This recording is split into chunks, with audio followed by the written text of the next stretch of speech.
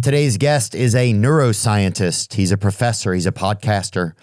He hosts one of the biggest shows in the world called Huberman Lab, where he focuses on helping us to become our best selves and get the most out of our bodies. I believe that he's one of the people who's responsible for bringing health and self-evaluation into the mainstream. I'm grateful for the chance to finally link up today with the one and only Andrew Huberman.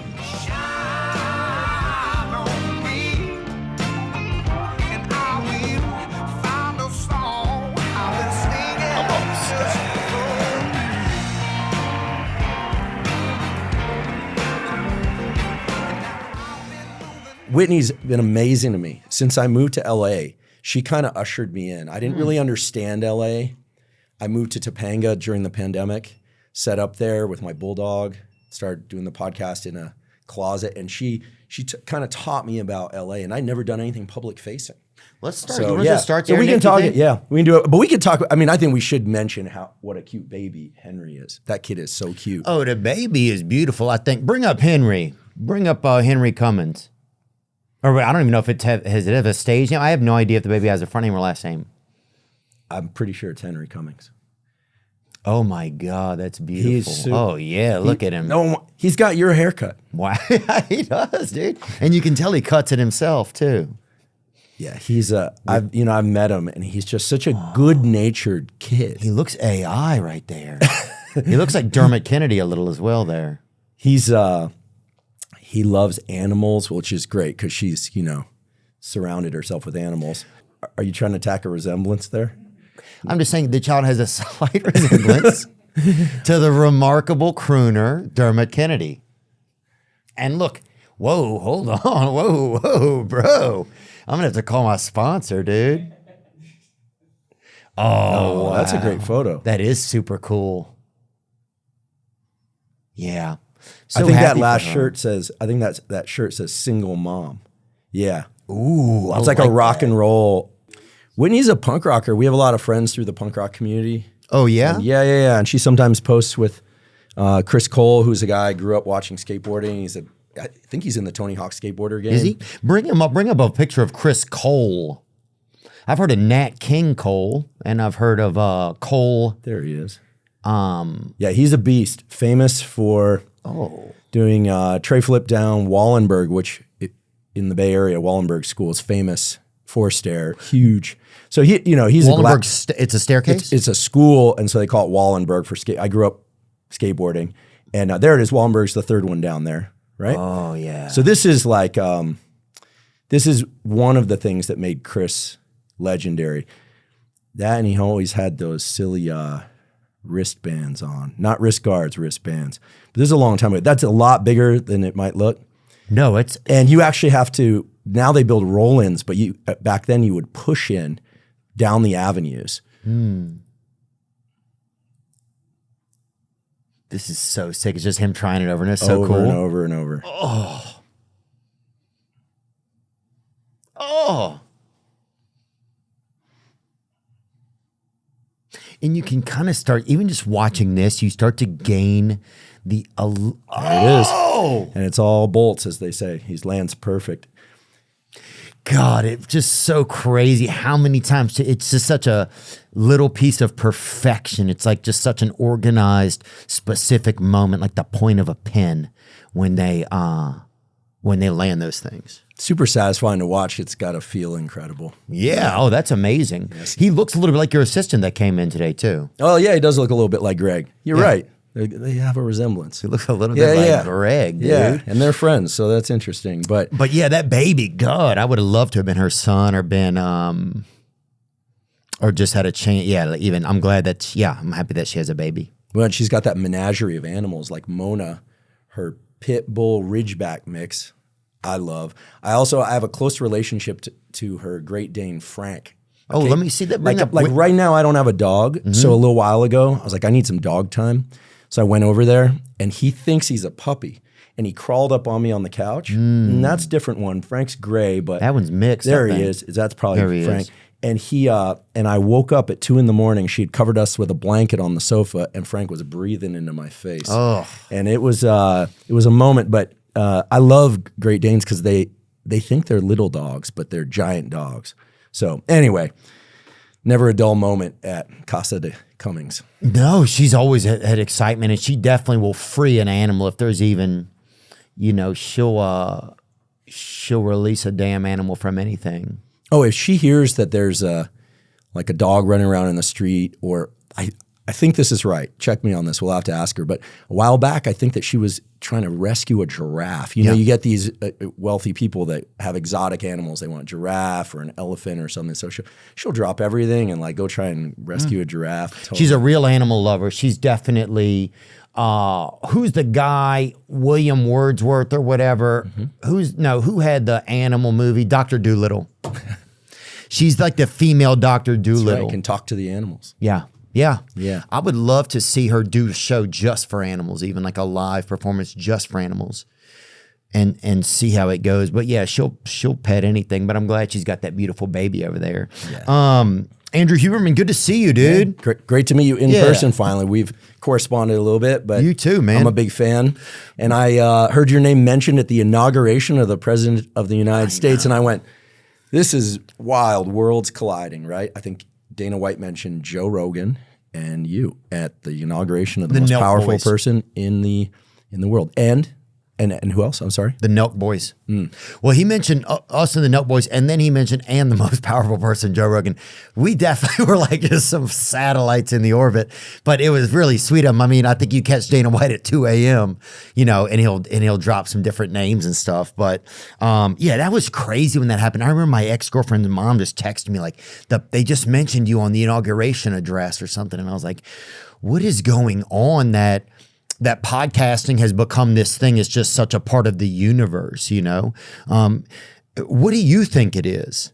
What do you think it is? Because you may even have more of a scientific look at it.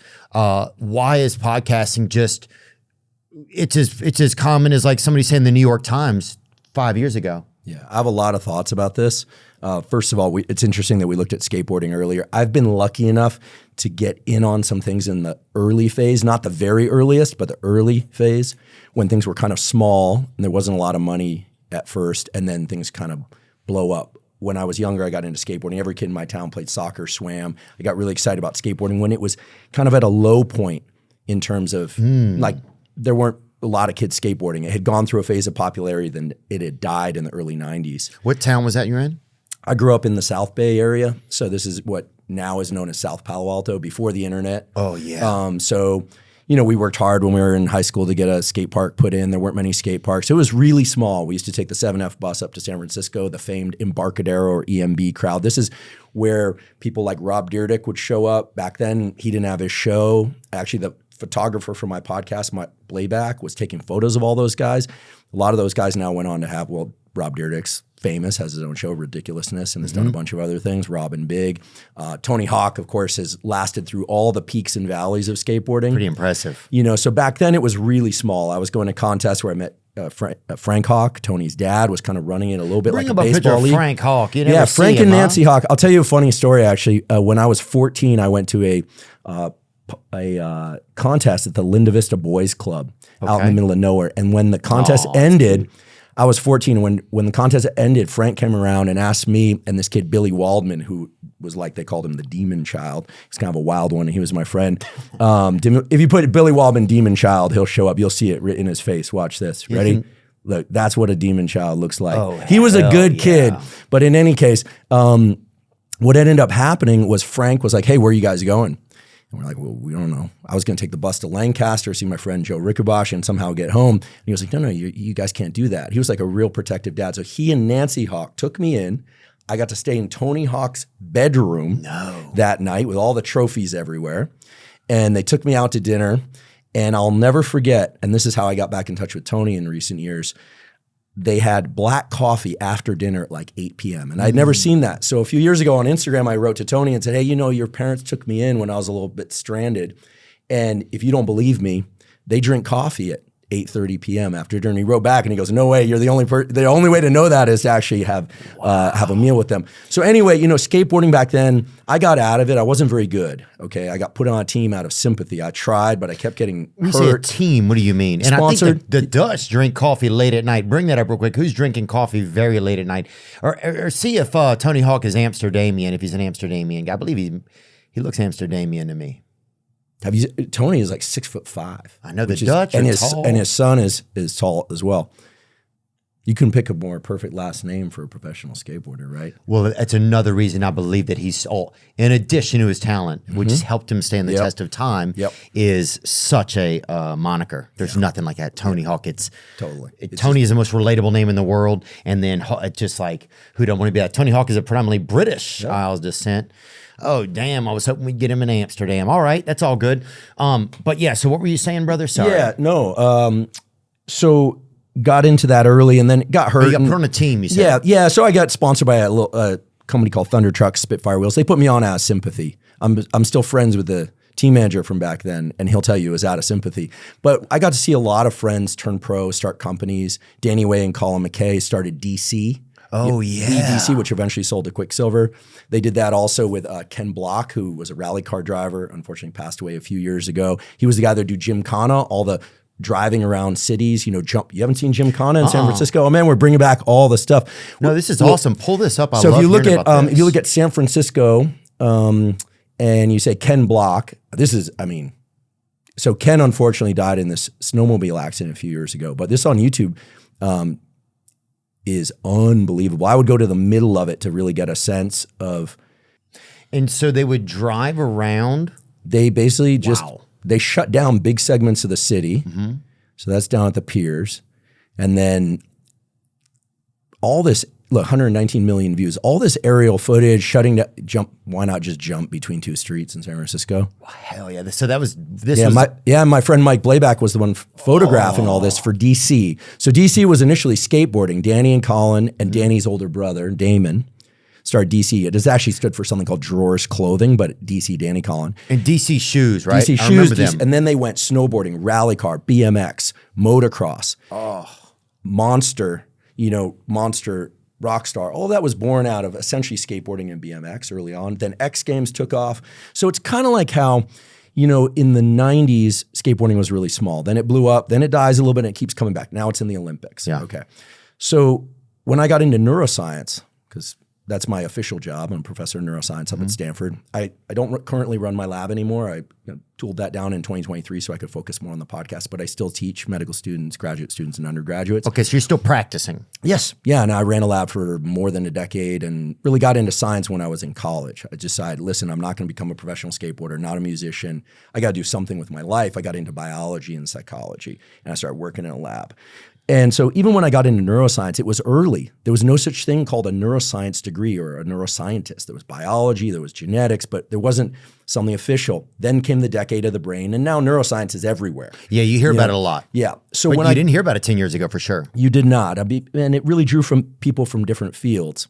And then now we have a better, not complete, but we could talk about a better understanding of lots of different things, memory, addiction, et cetera. When I got into podcasting, I started my podcast in 2021. Mm-hmm. As we were talking about before, it was just, small closet. I was living in Topanga, kind of self-appointed sabbatical. It was the pandemic. Everything was shut down. You had a and dog. My bulldog Mastiff Costello. And he passed away at some point? 2021, I had to put him down. I had to do it myself. No. At home, I had them come. He hated the vet. A bulldog's an amazing animal. The contract between a bulldog and an owner is very simple. Yeah. They will die for you. And you can feel that. They will die for you. But if your life is not on the line, they're not doing shit at all. Yeah. That's the contract. They will die for you. They'll also take a nap. There he is. They will also take a nap for you. They will take a nap for you. So he used to just snore. You can hear him snoring in our early episodes and fart. And, that's what they do. But, but if there was a threat, they don't hesitate. Shit's he was everywhere. skunked something like 27 times because they don't learn. He was stung by bees? No, skunked. Oh, by skunks. Yeah, they always say there are two kinds of dogs that get skunked once and then all the other kinds of dogs. But in any case, we started the podcast and we weren't thinking about, we're going to make money with this or it'll be a big podcast. Sat down, put up a couple cameras and me and, what I now call my producer, but my friend Rob Moore just did that. Mike Blayback from DC, because I knew people from skateboarding, he took the photos. And then what happened between 2021 and 2025 is you all, right, thanks in large part to Joe, right, we could talk about, I have theories about why Joe is the king of podcasting and the biggest media channel on the planet, not just podcasting. What happened was people wanted to hear conversation where it's not scripted and where the ads and commercials are things that people actually use. Right. And it went from this little niche community of comedians and people that like to talk about UFC to, Lex Fridman was the one that inspired me to start a podcast. So he was my kind of my brother in crime in terms podcast of Eskimo or whatever. Yeah, because he was he is an academic, right? Yeah. I mean, he has a PhD. A lot of people don't know this, but it's Dr. Lex Fridman. So he's not a medical doctor, but he has a PhD, and he was the AI computer science guy. And I was the neuroscience guy, but then I'm also very interested in health and fitness. But you guys didn't podcast together. No, we've done a few, but a few episodes together. But you we don't were have kind of the science podcast. Yeah, right. Oh, for sure. And then it just, the comedians led the way, right? You, Joe, Mark Maron, and then it just kind of Pete Holmes. Pete Holmes was a big one early. Remember, Pete Holmes was before everybody. Yeah, Pete Holmes was a very early podcast. But no, it's definitely gotten where I think it's nice not having people are like, sometimes I'll see things people say like, oh, this group, now you're working with this group or you're working with this group or you've been like infiltrated by this country or this idea. It's like, no, I don't work for anybody. It's just, I try my best, and oh, you do an amazing job because it's pure. So the parallels I was setting up with skateboarding and neuroscience and then this, I realized at some point, and I'll get accused of name dropping, but I'm very blessed to be very close friends with Rick Rubin. I spent a lot of time with Rick, either here when he's in the States or fascinating abroad. Gentleman. Rick Rubin is I know him most. He's a music producer. Yep, music producer. He's also produced comedy. He worked with Andrew Dice Clay, and he has great stories about that. Oh, I bet he does. And so what's interesting is I talked to Rick about this. I was like, why is podcasting experiencing this surge? The question you asked, and he said, and this is kind of how Rick talks. He actually talks like this. He's like, because it's real. People when something's early, they're not thinking about how it's going to be received. You're not thinking about whether or not your corporate sponsors are going to be happy. This is why Rick, remember Rick produced Beastie Boys, LL Cool J, Beastie Boys, Red Hot Chili Peppers, Adele, Kanye. He's doing classical music stuff now, country, and he tends to work with people at the beginning and then not necessarily again, maybe on a song or two. And I asked him why, and he's like, because at the beginning, they're in what Josh Waitzkin, the great chess player, has described as the preconsciousness phase of creativity. You're not trying to defend a title. You're not trying to defend a title. You're not thinking about how it's going to be received because you really have nothing to compare it to. You have nothing to lose. Yeah, listen, when Chris Cole 360 flipped down Wallenberg, someone was filming it, right? But after he did that, I'm sure that he thought about, God, like how do I like supersede that the next time? But when it's the next big thing, you're just thinking about the next thing. And there's something really beautiful to that. And that's what people tend to gravitate toward, whether or not it's media, podcasting, skateboarding, motocross, I don't care what it is. We can feel when something's real. In fact, Rick has this great saying, and I love it because one time I saw this whole thing in the media related to somebody I knew, and it turned out that their whole company was just a complete sham. At least that's what the media was claiming. And he said to me, he goes, it's all lies. And I said, yeah, apparently it's all lies. And he said, no, everything is made up. He said, there's only two things that are true. Nature, like the laws of chemistry, biology, physics, and professional wrestling. He said, because everyone knows professional wrestling's made up. Right. And Rick watches 12 hours a week of professional wrestling. Oh my God. And when I go and see him and we watch professional wrestling, I'm like, why do you watch so much professional wrestling? And he said, it relaxes me. And also you can see all the theater of life there. And he also likes that people don't actually get hurt. But you're also wondering, wait, was that really part of the act? Yeah. And when you look at politics or you look at the world, a lot of it's made up. Like Bitcoin's on a run today. Everyone's excited. It broke 109 or 110. I mean, great, but Bitcoin's made up. Right.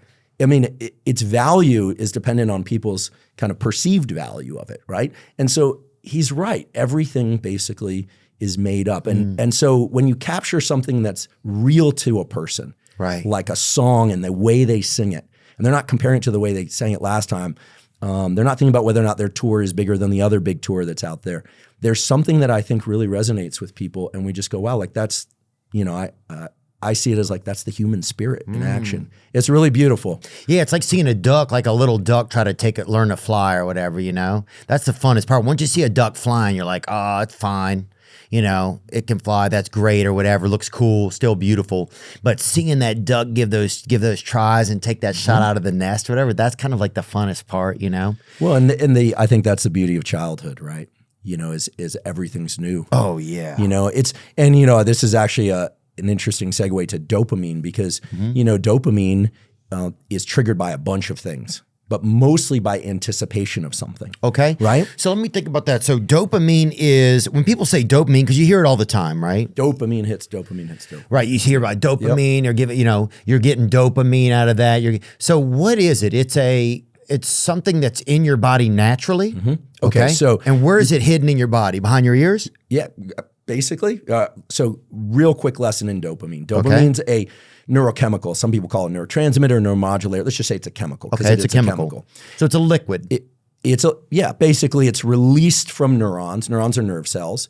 And it's going to bind to the next, it's going to park in a parking spot we call a receptor on the next nerve cell and trigger the activity of that nerve cell. Nerve cells communicate through electricity and chemicals. The chemicals stimulate electricity. Okay. And neurons can make the next neuron more active. They can make the next neuron less active. Ooh. So this is important. In fact, a good kind of mechanical example is if you flex your bicep, you are preventing the neurons that flex your tricep. They are antagonistic muscles. Got it. And as just kind of a parallel where we can get to, when you, for instance, smell something you like, it's what's called an appetitive response. It's kind of appetite. That inhibits the repulsion response. When you smell vomit or something really putrid, you tend to retract, and it tends to shut down at the same time the circuits that would bring you closer to something. So every circuit in the brain is like that. There's a push and a pull, an accelerator and a brake. And if you do one, it limits the other. Yeah, think of it like a seesaw. One goes up, the other goes down. Got it. Everything from if you step on a pin, you move your foot up, and guess what? What happens? Your other leg automatically extends. Yeah. Okay, this is called the monosynaptic stretch reflex. If you touch a fish on the side, there's a big old neuron, giant neuron called the Mauthner neuron. And what does the fish do? It heads in the opposite direction. This is just these circuits have been selected for because the dumb fish that went toward the thing that touched it probably got eaten. So all these responses are hardwired responses. This chemical dopamine exists in a couple different places in your brain. It has several roles. The most important ones to know about are that it's involved in generating movement. People with Parkinson's lose the neurons that create dopamine in an area called the substantia nigra. If you were to cut open a human brain, you'd see two dark areas at the bottom of the brain. And in Latin, nigra, dark, black, is down at the bottom of the brain. And those are the neurons that degenerate. And there's a picture of it, but maybe we can find, it's really impressive. You can see even without a microscope. If you just say, I don't know, if you said like actual brain tissue or something, there you go. Look, so see that first one, look at that. That's probably without any staining. You're just looking at the brain with no microscope. In Parkinson's, those degenerate. You can see it on the right. And what happens is so dopamine is critical for movement. And it's important to keep that in mind because the other thing that dopamine does is it's involved in a set of brain circuits that are involved in motivation. So if you think about any animal, human, dog, rat, cat, monkey, bat, that animal has three choices for movement. You can move towards something, you can stay still, or you can move backward. Right. Dopamine is involved in motivation, not reward. So when what's something that you really enjoy doing? Making quesadillas. Making quesadillas. When you get the ingredients and you put them out, your dopamine is starting to rise. Yeah, I'm feeling it. If you're somebody who likes gambling, it's on the way to Vegas. You're walking in, you're getting your chips. It's the feel of the chips. The dopamine's going up. Okay? This is a hardwired set of circuits that were designed to have us do things that were adaptive. So dopamine starts to rise in anticipation of food when we're hungry, cold when we're hot, heat when we're cold, sex when we're horny. Right. And it's going to be involved in anything that we think is going to bring a feeling or a resource. So a lot of dopamine is based on perception? Absolutely. You nailed it. Wow. In fact, whether or not we're talking about Bitcoin, US dollars, likes on Instagram or X, followers, views, or any of that, the currency is dopamine. Got it. There's one currency of motivation. So dopamine is about wanting and craving, not about having. Then something happens. You make the quesadilla. Okay, hold on. Let me slow it down just real quick, Andrew, so that because sometimes it's hard for me, so I know it might be hard for some of our listeners. But so the dopamine is based on the motivation. So it's not about like the fact that when I'm sitting there and I'm making my quesadilla, like that's the dopamine is like knowing that I'm gonna get the quesadilla soon. That's dopamine. But then when I actually get the quesadilla, what? Okay, so it depends on the quesadilla. Let's go with 3 different scenarios. Okay. And we could change out quesadilla here for jackpot at the casino blackjack table, sex, winning a UFC fight, or winning the bet on the UFC fight. Being nervous about asking a girl out and then actually doing it. Comedy when you move to crowd work and you're like, this feels like I'm out on a tightrope. Yeah. Okay, yeah. So any of those things, anything where there's a potential payoff, then something happens. Let's use the quesadilla example because it's straightforward. You have the quesadilla and it's pretty good. Tastes like the quesadilla you usually make. Okay, what happens? Your dopamine starts dropping a little bit. Yeah. Not a lot, but you're okay. Yet it starts dropping. Let's say, just by way of example, you eat 4 quesadillas. Each time, it's going to be a little bit less dopamine from the actual eating of the quesadilla. Yeah, the second quesadilla, you can barely even taste it sometimes. Let's say you bite into the quesadilla and it's like, this tastes weird. Like there's something off here. Dopamine plummets. So how much dopamine you get depends on the anticipation minus what you actually get, something called reward prediction error. But the language doesn't really matter. That's a bunch of nerd speak for when an experience is worse than you expected, your dopamine drops below where it started. Wow. When an experience is better than you expected, surprise, it's way above where you started. And it stays up there for a while. So the dopamine system loves surprise. Now, all of this is related to learning. This is an ancient system designed for you to learn where are the payoffs. Where's the water? Where's the food? Where are the mates? Where's the money? Where's the resources? These are ancient circuits that we are doing non-ancient things with.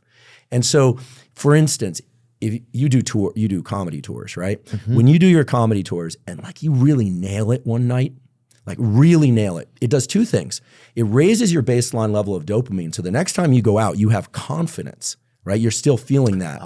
But it also raises the threshold for dopamine, right? Now it's harder to get dopamine. You can't have the same experiences that you had prior to that really killer night and get the same amount of dopamine that you used to. It's officially the best time of the year for hoops fans. Playoff drama, buzzer beaters, and the chaos we live for. And if you're done just watching and ready to actually win some cash, you got to check out Pick 6 from DraftKings. Nobody's dropping better payouts than Pick 6. Hit 6 picks, and that's 25 times your cash. And if you beat your competition, you could be looking at a 500x bag in your pocket. It's super simple. Select your picks, track your score, and go for those big time prizes. No gimmicks, just straight up fun. Pick 6 is live in most states like Missouri, Cali, Texas, Georgia, and plenty more. For a couple of my picks, I'm rocking with that SGA and more than 30.5 points. I'm also going to roll with Nas Reed, that LSU dog, and less than 6 rebounds. So yeah, don't settle for weak payouts. Make your picks with Pick 6 from DraftKings and let your basketball brain pay off. New to DraftKings Pick 6, new customers toss in just $5 on your first entry, and you'll get a $50 in bonus picks instantly. The playoffs are on, so why not take a shot at making a little money while you're watching? Download the DraftKings Pick 6 app right now and use code Theo. That's code Theo to play $5 and get $50 in bonus picks. Better payouts, bigger wins only on Pick 6 from DraftKings. The crown is yours. What happens when your health becomes the punchline? It's a good question. With the revelations of seed oils and brain fog and toxins, pollutants, the things that we're ingesting that we didn't even know. The modern world is screwing with our health at the cellular level, leading to digestive issues and more stress, everything. But here's the thing. You don't have to settle for feeling like garbage 24/7. Armra colostrum is nature's original health hack, packed with over 400 bioactive nutrients that fortify gut integrity, strengthen immunity, revitalize hair growth, fuel stamina, elevate focus, and help you function like a human again. Armra colostrum. I take it, I put it into my smoothie. I like to make a nice smoothie. We've worked out a special offer for our audience. Receive 15% off your first order. Go to tryarmra.com/Theo. That's TRYARMRA.com/THEO. Or enter Theo to get 15% off your first order. That's TRYARMRA.com/THEO. Armra colostrum. Nothing has ever made me feel more American than rolling on over to Sonic. And now Sonic is taking a stand against mediocre cheeseburgers by proclaiming the Sonic Smasher, the new Smashinal cheeseburger of America. And they want people across the country to experience a better burger, hand smashed and made to order. The Sonic Smasher features Angus beef patties, seasoned and seared to perfection with crispy edges and a juicy center, layered with melty American cheese, a creamy, tangy signature Smasher sauce, crinkle-cut pickles, and diced onions, all served on a soft potato bun. Head to Sonic to try the Sonic Smasher. Live free, eat Sonic. And when you think about dopamine, the most important thing to think about is how quickly does it go up, how quickly and how far does it go down? Because every time it goes up, it goes down. Why? Because remember earlier we were saying everything is like a seesaw. If you feel motivated, there is, and this is so important for people to understand, especially people with compulsions, addictions, and this kind of thing, the better it feels, the lower you're going to feel afterwards, and the longer it will take you to get back to baseline. So the drug of all drugs for this, to really nail home dopamine as a concept. Sex. Or what? Food. Well, behaviorally, sex. You're right. Okay. So, and people have behavior addictions, process addictions. Methamphetamine. Yeah. If you were going to look at what creates the biggest rise in dopamine the fastest, so it's dopamine over time, okay? Because listen, when you write jokes, or, when I'm, reading papers, I love reading science papers. I'm like mining for papers. Every once in a while I'll take a little break, and I'm super into cephalopods, octopuses. I'm building an octopus tank at home right now. Ooh. So that's kind of my indulgence is octopus. It's a little bit of dopamine. Right. Methamphetamine is a huge rapid increase in dopamine. Then what happens? How much do we get off that? Bring it up real quick. I just want to see what is it's how fast it occurs. It occurs within minutes. This is why crack cocaine was so much more addictive than snorted cocaine, right? It was the speed with which it hits the system. How much dopamine does an activity release? Yep. Baseline is 100%. Food is 150%. So an 50% increase. Video games, 175%. Sex, 200. I disagree with sex, by the way. I think it depends on, if you're, and people should know this, if you live with somebody and you guys are having sex a lot and you've known each other a long time, there's a lot of the reason why people are like looking for novelty in their relationship, et cetera. I'm not trying to be salacious here, but new sexual partner is probably about 400, 500%. Yeah. Yeah. And I think most people would not dispute that. Cocaine goes to 450%. Amphetamine, 1,000%. Methamphetamine, 1,300%. Yeah. That methyl group increases the speed that speed increases dopamine. So it's almost this. It could potentially almost be kind of the same, but the speed at which it happens is so much greater that it intensifies it so much. That's right. And remember, the brain is thinking in terms of approach, pause, or retract. So when there's a ton of dopamine, listen, anyone on cocaine or methamphetamine, everything's a good idea to them. Oh, yeah, anything. Right. Oh, and then you think about cannabis. Cannabis has its own discussion, its own effects, but very different system and tends to make people pretty happy with right where they are. The opioids tends to make people overly happy with right where they are. They tend to be amotivated, not motivated. So dopamine, in this context, what happens is then dopamine drops below baseline after a drug or porn, or even, if somebody's, let's say they make the huge mistake of like going outside their marriage to a prostitute or something. It's the anticipation, the fear, the excitement, boom, then it drops below baseline. And now here's the real rub. In order to get back to baseline, most people, when they're in that trough, what do? They use more.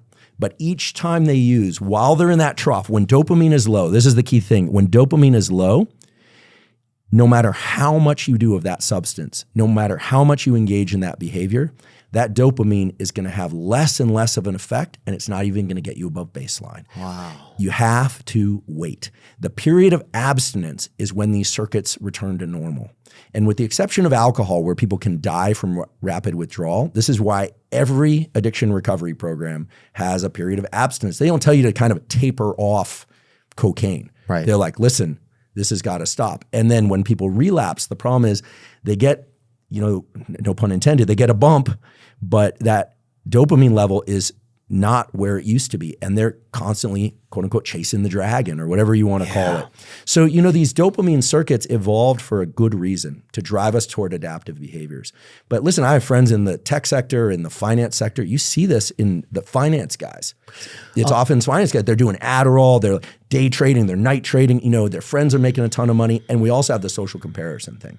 So I'm not going to say that social media hijacks all of this, but let's just say, and I love social media. I'm on Instagram and X. I teach there. I learn there.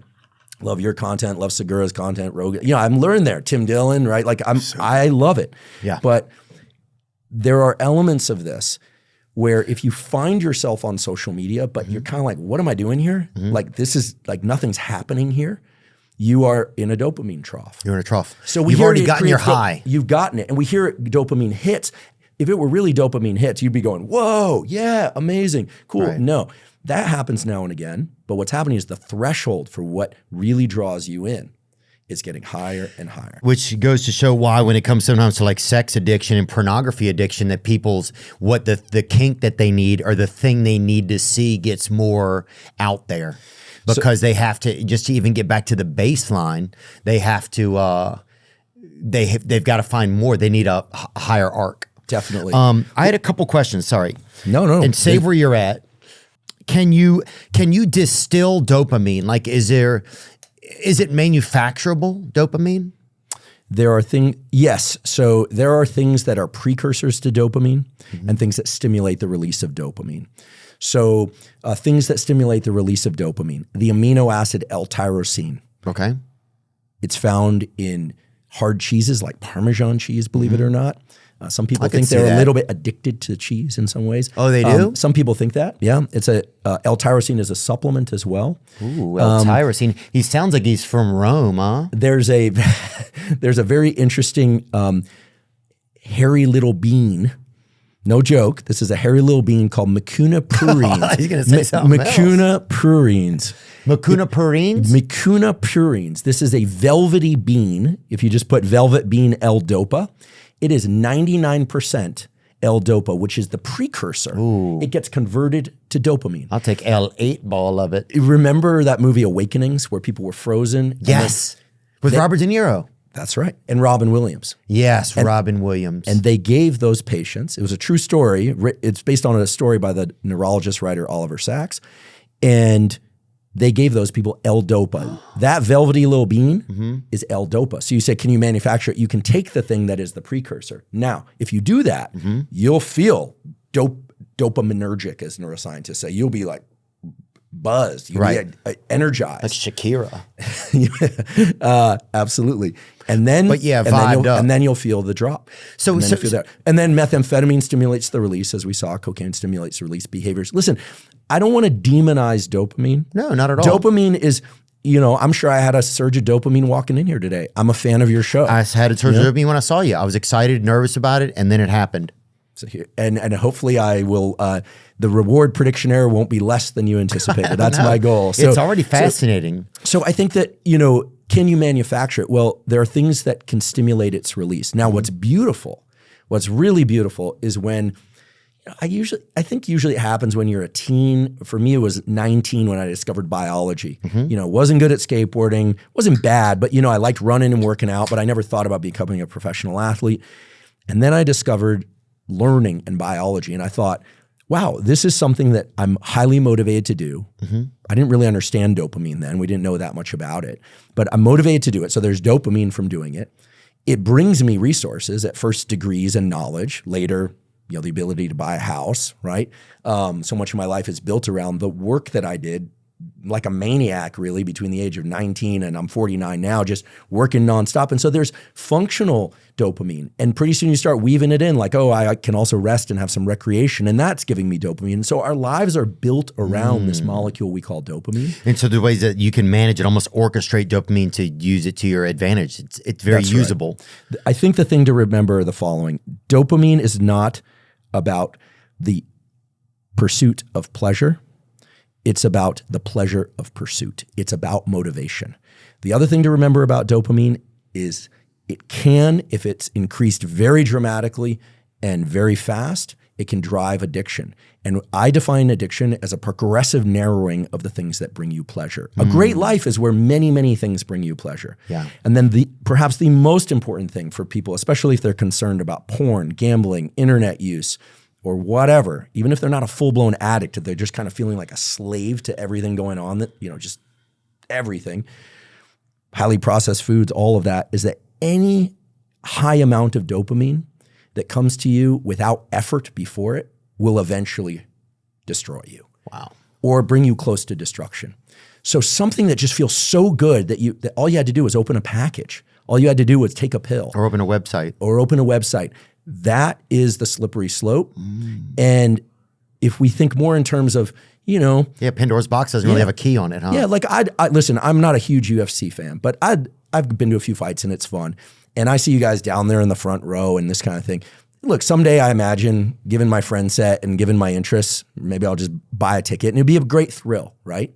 But if I were a kid and I suddenly were just planted there every single night, guess what? You move one row back, it's going to feel like bad seating, And this is why the children of very wealthy people, unless your father is like a Warren Buffett who insists that you actually work and this kind of thing, the children of very wealthy people often destroy their lives. They destroy their lives because they haven't had to work to have all this stuff. And there's this huge cushion below them. In fact, my graduate advisor, they're almost swimming in dope, and they're almost in the hot tub, but they've never been in the pool. And then they're they're down below baseline, and then it takes more and more and more. That show. So is that genetic then? Sorry to interrupt you, but is that genetic? Your baseline level for dopamine, is that genetic? No, this is all behaviorally driven. And I'm not saying parents should. So you said it's all behaviorally driven. All behaviorally driven. So I'm just saying, if you had your father was an addict or somebody, and then could the next generation have that same need to get back to that baseline, and it could be inherited type of thing. Well, so there are certain addictions that appear to have some genetic component, but it's confounded, as we say. It's mixed up with the behavioral stuff around that. Like, for instance, the probability of somebody becoming a severe alcoholic, they now call it alcohol use disorder. And I'm not trying to be irreverent, but I just call it alcoholism. Alcoholism, yeah, for sure. Okay. Yeah, I'm gonna try and stay out of the lanes of political we've correctness. all got it in here. Yeah, so. Great. So the probability that somebody will become an alcoholic greatly increases if their first drink, just their first sip, comes before age 13. Okay. Now, some parents think, hey, listen, if my kid has a beer when they're 8 and 10, then they won't have this, kind of mysterious feeling around alcohol. That's one theory, but we know on good statistics that drinking before the age of 13 greatly increases the probability of becoming an alcoholic. So now you can imagine In which households will that happen? Well, where they're trying to normalize high alcohol intake. So it can be both genetic and circumstantial. But do some countries then suffer with the higher alcoholism rates then? Yes. Even European ones? Yeah, Northern European countries, especially in the winter. I have Northern European relatives, and I'll tell you, in the winter, they can drink up there. And it's dark, and alcohol is a depressant. There's also about 8% of people have a gene variant that when they drink, they don't feel the same sedative type quality to alcohol. When you drink, the first thing that happens for everybody is your prefrontal cortex. This is like the part of your brain right behind your forehead. It's the part that sets context, like what's appropriate in different places. Oh, yeah. It inhibits you. Everybody gets a little more talkative, right? Everyone's talking. But then you drink more and people are starting to pass out on the couch and people are slurring their words. About 8% of people get a dopamine surge and an energy increase from alcohol with increasing alcohol intake. These are the people, remember when you're in your 20s and there's that guy and he's still awake at like 3 in the morning, he's in the kitchen. And he's bumping around, he's in the cupboard. And you see him the next morning. Yeah. And he's like, hey. And you're like, we were passed out, blacked out, drunk. He's doing laundry or whatever. He's just like, hey, let's go running. Yeah, he's doing, making a lemonade or whatever. So like, that's a genetic predisposition. Wow. Yeah. And so, but is that a positive one? It sounds like it is kind of. Well, it's probably adaptive in some, you got the cursor on Russia. I mean, listen, I'm friends with Lex Fridman. I mean, that kid can drink compared to me. Oh, dude, yeah, he definitely. I don't drink. I had my last sip in 2019. Amen. Yeah. Well, and Lex has the depression to show it, man. He's got that emo side of him that takes over him. He's definitely. I think he just put something out again on X. I mean, it's perfect. No, I love Lex because there's this transparency about him to me that is remarkably human. Like this, like ever hopeful, talented, but also very honest. He's just so Lex. He just said, I'm an introvert who hides from the world often way too much. One thing I wish I did more is call and text my friends. I think about them often and feel lucky to know them, but experience a strange anxiety that prevents me from texting and calling. Silly introvert brain wants to pull me into isolation and darkness. Then again, once I hang out with said friends, it's like we've been talking every day, so maybe there's no problem. And it's just how dude friendships are. P.S. These thoughts brought to you by Brain on 6 shots of espresso. That's perfect. And I think, with Lex, high octane. I won't claim that he posted that because of me, but I'd been texting for like 3 weeks now, and it's just crickets. And then I'll get something back that just says, here. Yeah. And you just learn with him over time. That's just that. Well, that's guy, Russian communication. Yeah, I mean, exactly. it can take 5 generations to get a hug out of somebody. It's like I love the Russians. Oh, they're unbelievable, and they, a lot of them had carried stone dolls as children. Like, imagine if your baby doll is made of stone. It's like that's your whole concept of the world is going to be so different. Bring stone dolls. Bring back that chart up again. I want to see what they were doing over there. Alcoholism by country. United States 13.9%. Canada only 8%, UK 8.7%, and what's the darkest one over there? It's Russia, and what's it at? 20.9%. Hell it's yeah. Cold and bleak. Oh yeah, you got to be fucking brain dead. North Korea is lowest, but we don't really know what's going on in North Korea. We don't know. This is just a fun chart, but it's also exciting to just that's one place I never want to visit. Be reminded that the Russians live like that. I want to ask you about this, So one of the big things that I think is a huge problem that's about to happen in the world is pornography addiction, right? I believe it's humongous. I believe it's bigger than alcoholism. I believe it's like the wave of it that we're starting to see like people really suffering from it. I think it's one of the reasons why there's a lot of divorce.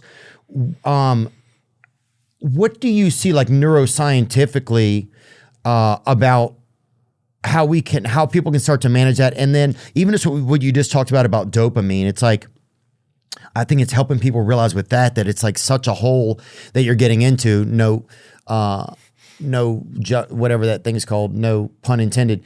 How can people start to cut that off for themselves? Is there anything they can do, manage, or do they have to get help if they believe that they're suffering from like pornography or sexual addiction? Yeah.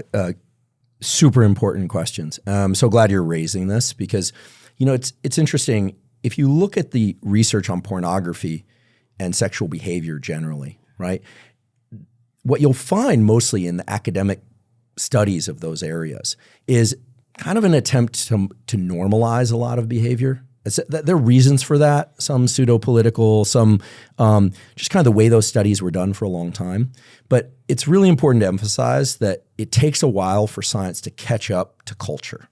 Okay, it takes a while for science to catch up to culture. Yeah, and the reason is not because scientists are lazy or they're uninterested, is that doing science well takes a long time. Look, I've run studies in my lab on animals, on humans, clinical trials. It takes a long time, like 3-4 years sometimes. To get real information? To get a really good study done.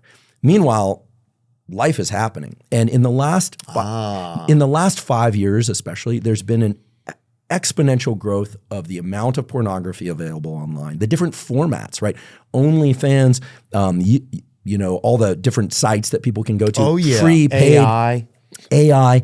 And within each of those, there's also been a huge amplification of what's called like high intensity porn. What's high intensity porn? It's more than 2 people. It's BDSM. Now, BDSM is its own discussion that maybe we could talk about at some point, you know, just separately, about this merge of pain and pleasure. That the reason, the punchline is that dopamine is also increased by what we call the cessation of pain. When pain starts and then stops, you get an amplified dopamine surge. So a lot of people are watching or engaging in what we would call violent porn, right? And we're, as primate species, humans, we have an empathy. So when people are watching pornography, they're obviously not experiencing the same things exactly those people are doing and experiencing, but they're tuning into it, right? Yeah. They're getting to it. And we can only speculate as to what they're doing to themselves, right? Yeah. Typically when we're talking about porn, let's just be direct, we're also talking about masturbation, right? Typically when we're talking about watching video porn, sometimes it's women, most often it's men by a huge majority. Right? Oh yeah, the men are the one watching it. Yeah. Although, you know, years ago I had a girlfriend, a woman I was dating very seriously, and she confessed to me that prior to our relationship, she had developed a porn compulsion. It wasn't an addiction. You know, an addiction, again, is a progressive narrowing of the things that bring you pleasure. It hadn't taken her to the point where it was destructive, but she had the wisdom to cut herself off from it early on. Okay, so it does happen with women, but it's much more frequent with men. So here's the thing. We can think of pornography now as like the methamphetamine of pornography compared to the pornography of, you know, we always hear about, oh, you know, like when I was growing up, drawings, the Playboy, or you know, the thing when I was a kid, like I'll confess this, didn't know I was going to do a confession, but they had those like sex education books where they were like sketch drawings in pencil. Oh yeah, bring them up. And you know, when I was, you know, probably 14, 13, I was like, this is awesome. Yeah. You know, this was awesome. But it was about, you know, teaching you basically about sex. It was teaching you about body parts. And that was, you know, for sure, man. Pencil drawings. I can't believe we're looking this up. No, it's interesting because I think a lot of people probably. If you do pencil drawings, who knows what kind of freaky stuff's going to jump up here. No, we have a blocker on, I'm pretty sure. These are. Yeah, there we go. There we go. So had some. See, human loving. This is very different than today's porn. Sex, right? And I love how they used to call it human loving. Human loving. That's nice though. There's something. At least it makes more sense. It puts it in your head into something, you know, instead of like Britney's butt world or whatever, you know, which takes it to a whole different deal. And there was no discussion whatsoever of elements of pain or BDSM or power play. There you go.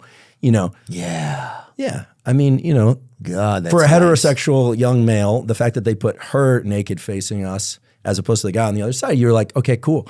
But you know, the other thing about pornography is that it, in a young brain, this is very important. And it relates to everything we're talking about today. From about age 0 to 25, your brain is incredibly plastic. It's modified by experience just by being in those experiences. When you say plastic, you mean it's more like it's not solid yet? That's right. You can literally wire neurons, plasticity. You can wire neurons to other neurons very readily. I mean, this was known for a long time, but it was really formalized by my scientific great-grandparents, David Hubel and Torsten Wiesel.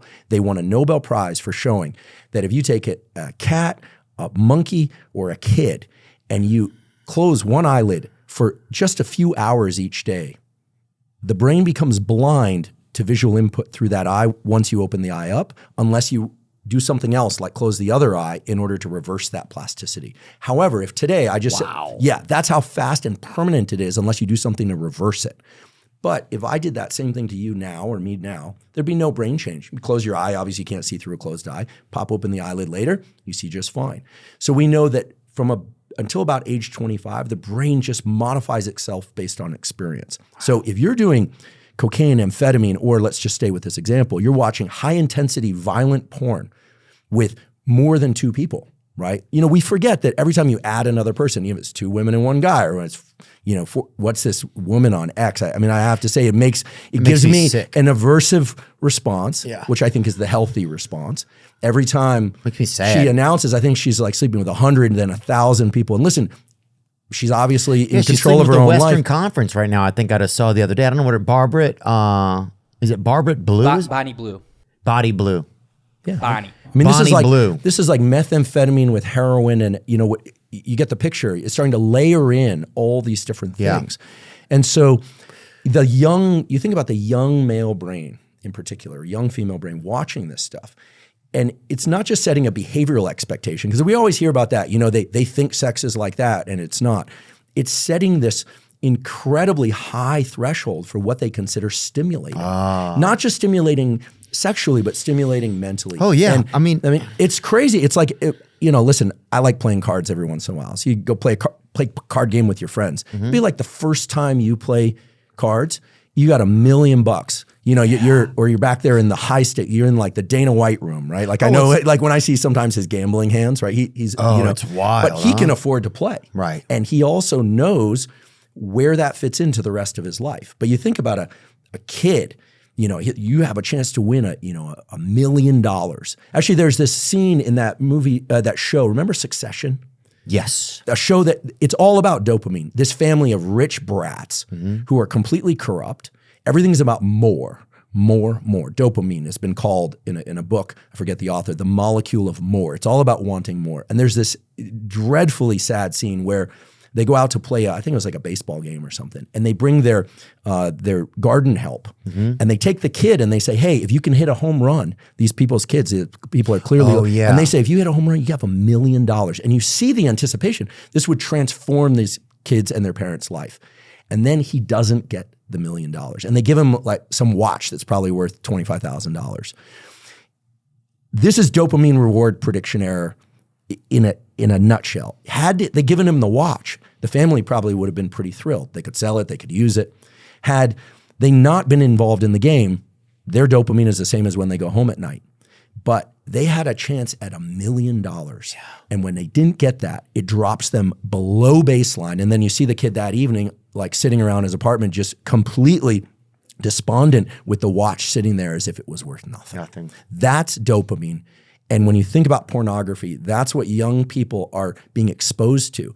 So their first sexual experiences not only are quite different. Remember, pornography is about, obviously, people are getting aroused by watching other people have sex. Oh, yeah. And, I don't know what kind of sex people are having out there, but in my experience, the whole business of sex and learning how to have great sex is about learning to be in the experience with somebody, and it's a communication, it's an ongoing communication, and it's about being in the experience, being present, not watching someone else have sex. Oh yeah, I was thinking the other day, watching some other dude like have sex with a woman, it's kind of, I don't even know if it's homoerotic. I don't know what it is. It's definitely, when you take a step back from it, it's a little bizarre. It's definitely intrusive, right? But for surely it alters the way that you think about things. I mean, I know in my own life, I got exposed to pornography real early. I would bike across town to get a little look at some pornos. Perfectly normal behavior for a young male. Pretty normal. Yeah. I was breaking into houses to frickin', I had friends like you growing up. Yeah. Where did you grow up?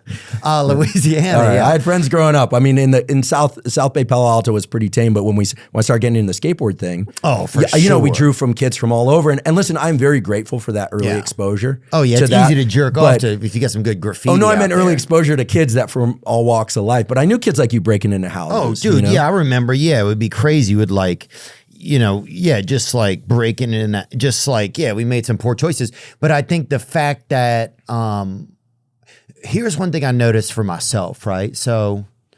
Well, I had like a lot of I had kind of a disorder, I guess, where like I had some intimacy issues where I couldn't. I'd had like some issues like just like probably with my mom from growing up of not having a connection. And so if I got around a woman, I got very nervous, right? It was like a very extremely nervous, right? So I think it made it like once I saw pornography, I was like, okay, well, here's a way that I can be near a woman or near as a female where I can have some form of intimacy without having to have a real person there. So that for me was, it was okay. It made sense that's how I adapted to it as a kid or how I understood it as a kid. It makes sense. But as an adult, it didn't help me at a certain point. And then the secondary part for me was, you would see sex like in images or scenes or a way a camera's set up. And so then that's how you start to think of intimacy. It's like, okay, well, we have to do this scene. It's not like you would stage things around your room or anything. You didn't have any cameras or anything, but you would just you thought of each thing as like a scene or a scenario. So, yeah, you're not out there shooting baskets. You're trying to recreate the NBA final, Right. And that's a lot of pressure. So it was a ton of pressure. So it was and you almost couldn't even, there was no real connection. So that for me was a real cul-de-sac of trying to figure out how to evolve intimately, and it's some of that's taken a long time to get through, and different not classes, but ayahuasca really helped me a lot. Different medicines helped a lot with just unbinding all that anxiety that was just this young person who just didn't know how to relate to females, So I've been speaking recently about moon pay and what it is and what it ain't, baby. Because I've had 1 foot in crypto and 1 foot out over the years. I'm walking that line, But I'm not going to stop telling you about moon pay because it's where I'm at now. It's what's brought me back into the crypto game. Moon pay powers the entire world of crypto. Some people say they are the PayPal of crypto. Seriously, nearly every crypto app you're using or thinking about using uses MoonPay to let you buy crypto with your favorite payment methods, including credit cards, debit cards, Venmo, and even PayPal. MoonPay is partnered with Backpack, a self-custodial wallet built for Solana and many blockchains. Backpack prioritizes user experience and security, and partnered with MoonPay so you can now buy and sell crypto using most major payment methods. Remember, while MoonPay makes buying crypto straightforward, and while I enjoy using it for my crypto choices, it's essential to do your own research and understand the risks involved.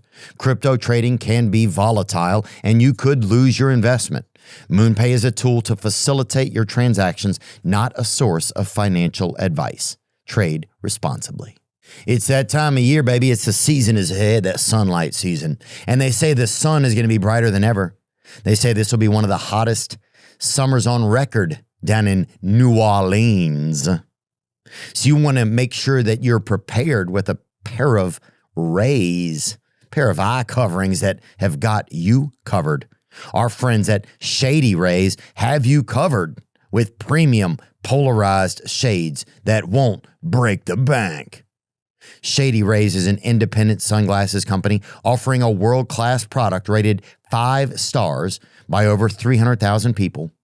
Their shades have durable frames and crystal clear optics, making them the perfect choice for all outdoor adventures. And exclusively for our listeners, Shady Rays is giving out their best deal. Head to shadyrays.com and use code Theo for 35% off polarized sunglasses. Just try for yourself the shades rated 5 stars by over 300,000 people. Go to ShadyRays, ShadyRays.com and use code Theo to get 35% off polarized sunglasses. This is going to sound crazy because it's June, pretty much. It's almost June. And I'm still recovering from the Christmas holidays. That's just who I am. I'm still recovering from the previous. I never put it all together after that, to be very honest with you. And overall, life in general can be chaotic. But if you're in charge of order fulfillment for an e-commerce business, that is its own special kind of chaos. Unless you're rocking with ShipStation. ShipStation helps you be able to count on your day-to-day remaining Calm. Our experience with ShipStation has been monumental. From using it to help us get out of our original relationship with shipping and with organizing, with our website and with our merch. Calm the chaos of order fulfillment with shipping software that delivers. Switch to ShipStation today. Go to shipstation.com/Theo to sign up for your free trial. That's shipstation.com/THEO. Yeah, I think it's a really important conversation. If I may, it's huge. Listen, like I said, I'm 49 now, but I am forever grateful to my first girlfriend. I was a virgin when she and I started sleeping together. She had slept with this other guy. All I knew about him was he was like some buff football player. I'm like this skinny skateboard kid. Oh, dude, my first girlfriend slept with a dude before me who wore a cape, dude. A fucking... He wore a cape? Like, fuck, dude, what the heck? Yeah, listen, I mean, I remember going into that, like any young male, thinking like, my goodness, this is a lot of pressure. And one of the things I'm so grateful to her for is, we were able to talk a bit.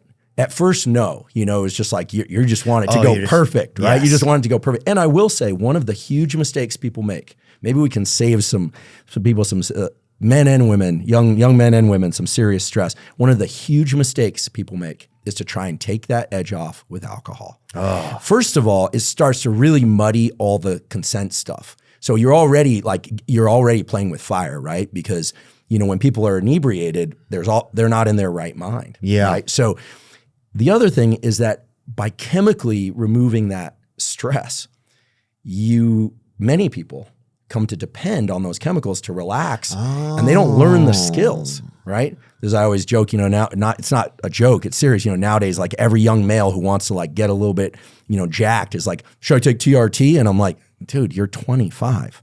You're already filled with testosterone. They're like, yeah, but and you're like, learn how to train, learn how to eat. And when you're in your late 40s, talk to a doctor, freeze some sperm because it's going to shut down your sperm production. Maybe then, but like just chill. And in the same way, it's like I think there's immense pressure. There's also something that's happening now that I hear about a lot, which is from the beginning of time, women have talked to one another. Mm-hmm. Okay. I had the chatty Cathy. You heard of that term? No, is that what it's called? Yeah, it's a famous term. Who brought it up? Let's get to the bottom of that term really quick because people have heard it a lot. And you don't know where it really started. Do we know that the phrase chatty Cathy originally came from the name of popular talking doll manufactured by Mattel in the 1960s? The doll's pull string mechanism played pre-recorded phrases when the string was activated, like "you don't make any money" or "you get your own dinner." I made those up, but damn, Cathy's a vibe. Look at her. She had bucktooth, a little bucktooth there. Yeah, back when you get a good British gal. But go on. Was there anything left on that information?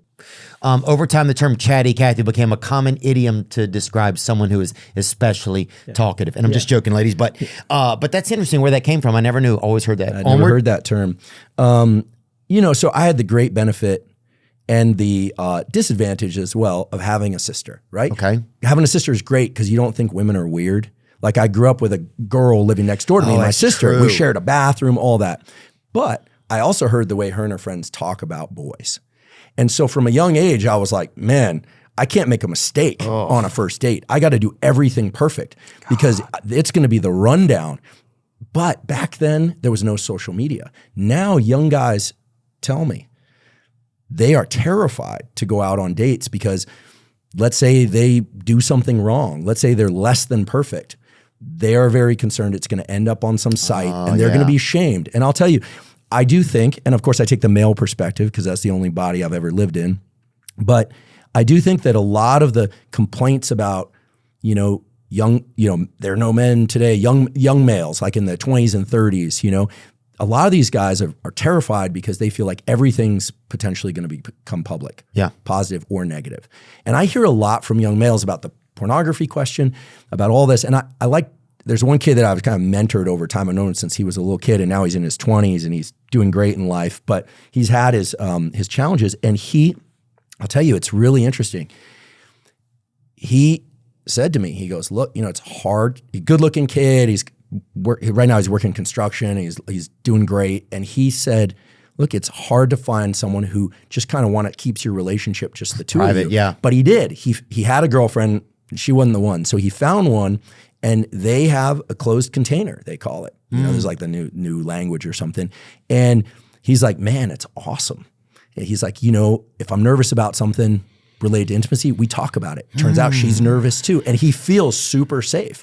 But he had to literally ante that up, because where he went to school, I won't say where he went to school because he'll murder me. Yeah. But you know, it's like State. the opposite. Arizona State, right? Exactly. There's all this stuff about people talking behind the scenes and then posting it to the internet, and that's enough. And so that drives guys more into the loneliness and isolation of porn and substance abuse. And so I'm not blaming women here. I'm not blaming men here. I'm just saying that when it comes to intimacy, everybody's nervous about that, right? When I was a kid, there was like Dr. Ruth, and there were those books. And then you had this thing called experience, and you'd have to, that went well, that went less well, that went really well. And then over time, you learn how to have the communication and enjoy yourself in it. Yeah, but it's hard. It's difficult. Now you can have a thing where it's like, say you go out on a date with a girl, and then they could make a video like, oh, this guy tried to kiss me, what a lose. Just like, but I guess guys could do that too. But just the risk of that on either side, it's like, then that wins. You know, it's like, how many times are we going to let technology defeat what just means being human, right? And like, and at what point do we start to choose like, hey, I'm going to make a moral, like a choice for myself, and whoever I'm going to date with, maybe have a talk with them first or something, like, you know. But it's like every time it's like technology is the one that seems to like take away like things that used to be so real to us. Yeah, because then you're both in a cave, you're both just masturbating or whatever, and you're both like brokenhearted in some semblance, it seems like. Is that crazy to say that? No, I don't think so at all. I mean, listen, text messages, I hate telling people this, but like everything you text is potentially public. Yeah. I don't care if you're a public facing, AKA famous person or not. And that terrifies people. At the same time, you know, there can be great intimacy through writing. You know, my first girlfriend and I wrote each other letters for years. I still have letters from girlfriends. Yeah. And, you know, I cherish those. I don't break them out too often. If you have a new girlfriend, you basically got to hide those away pretty carefully. But I assume anyone I date's got those, you know, from their former relationships. Yeah, every now and then. I'm not bothered by that. I mean, that's part of their experience. You go get them out. But I agree, man. I get nervous because sometimes like for a date or something I would like to do, well, let's do a Zoom call or something first, because it's like, you know, especially if we live a little bit away from each other, let's see if we even talk well or something. But then you're worried like, well, is somebody recording this or what's going on? Yes, but they're recording like, it. Yeah. I'm just kidding. Could be. I mean, listen, well, the old stereotype was girls feared getting slut shamed. Right. Guys feared getting dork shamed, like loser shamed. Yeah. Right? Big, you know, it's been said by the evolutionary biologists. Donnie's a loser, dude. Well, and they speculate a lot, but the evolutionary biologists will say, you know, woman's greatest fear is violence from a man. Man's greatest fear is being laughed at by a woman. Oh, God. Right? And you're right, exactly. And so there's this battle nowadays. I'm glad we're talking about this because there's this kind of unspoken battle between the masculine and feminine forces. Well, it's just funny you say that because I just realized that the majority of my childhood was some woman, I don't even know who it was, laughing in the distance in my head. Oh, man. Well, and like especially when I got into puberty and that kind of time. And there's nothing that feels better than, you know, feeling like you can deeply satisfy your partner and they're devoted to you and you're devoted to them. It's a wonderful, I mean, that's the stuff that, you know, love and marriages and families and, to be direct, great sex are made of, right? But this is one of the most important conversations to our audience, because I think this is the thing it's killed, you know, relationships are falling up. It's like, if this doesn't get fixed now, it's going to be, I think it's, you know, societies can change and end really fast, especially with like technology now. To me, it's just like we're at a crucial moment for relationships. I totally agree. I mean, you know, young guys approach me a lot about the porn thing, about concern about like, are they going to be shamed on one of these sites if they, you know, do something wrong or and I'm not talking about like wrong, like they were forceful. I'm talking about wrong, like they made a mistake or they said something dumb or, you know, I think What's a lot that one, Nick? Didn't you have a site you're pulling up? This is one right here. Are we dating the same guy? Women turn to Facebook to uncover cheating and violence. Experts say use of groups to warn others about dangerous men is indictment on government's failure to keep women safe. This is from The Guardian, so it's obviously very pro the groups, but there's negative consequences like people being reported just for dating multiple women that they're not exclusive with and stuff like that. But it's very pro who you said? The Guardian is very pro the app as like an empowerment for women, the way they can stay safe. Yeah, well, I think apps that protect people against violence are great. I think that, if you look at the data on infidelity in and out of marriage, it's equally distributed between men and women. Okay, it's equally distributed. So there's no men cheat more than women. It's clearly equally distributed. So the data play that out over and over again. You look at divorce data, but you just look at self-report data, all different forms of data collection that really orient towards honesty, because people lie all the time in studies and statistics. Yeah. But point to that. I think that the most important thing, really, if we're talking about forming intimacy, whether or not sexual intimacy, emotional intimacy, or both, is that people feel that their communications are vaulted between them, right? What does vaulted mean? Vaulted means it's just between them. What happened? What's exchanged between them stays between them. That's intimacy in its own right. That it's something here. It's between us, right? That's right. I mean, I have a half joking solution to this, but I'm only half joking. Oh yeah, for sure. And I should say I've had some great relationships and I've had some not great relationships, right? I'm on great terms with most all of my ex-girlfriends, and I'm so grateful to, especially one from it was a long relationship, about 7 years, where she really taught me how to have the uncomfortable conversation. Wow. And I'm still learning, right? And we're still good friends. But I'll tell you one of the solutions to this. Men, find a good lesbian friend. You want to really understand where you're strong, where you're weak, and you want to learn to just kind of relax around women. Be around a woman that you have no chance of sleeping with. That buddy oyster, bro. I have a couple of lesbian friends, and I'll tell you, I've always had a couple of lesbian friends. I'm convinced lesbians are going to save us all. God, I got to get one. They are, you know what I'm saying? Yeah, and you got to get it out of your head that you're going to sleep with them. Yes. Because these are what we call platinum star lesbians. They are interested in women and women only. Oh yeah, I'm talking chick in a Westbrook jersey. So, and it's interesting because they have an amazing perspective on men that's from a women's perspective. And they also have an amazing perspective on women. Yeah. They can say things like, she's crazy. Andrew, you date her, you're going to be in pain. And they can also say things like, she seems pretty cool. I would date her, except she's not into women. And that's good. Women can see things in women that men can't see. Men can see things in men that obviously women can't see. I mean, I grew up in a big pack of guys. Like, I only hit bullseyes when it comes to assessment of friends and business partners, men and women. But, with men, I can just tell. He's a sociopath. He's cool. He's not cool. I can just tell. It's like a sixth sense. The other thing, across the sexes, a macaque monkey blindfolded on LSD has better optics. And I don't think I'm alone in that, right? Because we get stirred. It's not all about the anticipation of sex. It's that the styles of communication are different. The way that stories and information is turned into things by one sex. And it's like a whole different world. Lesbians normalize all of this, and they're extremely direct.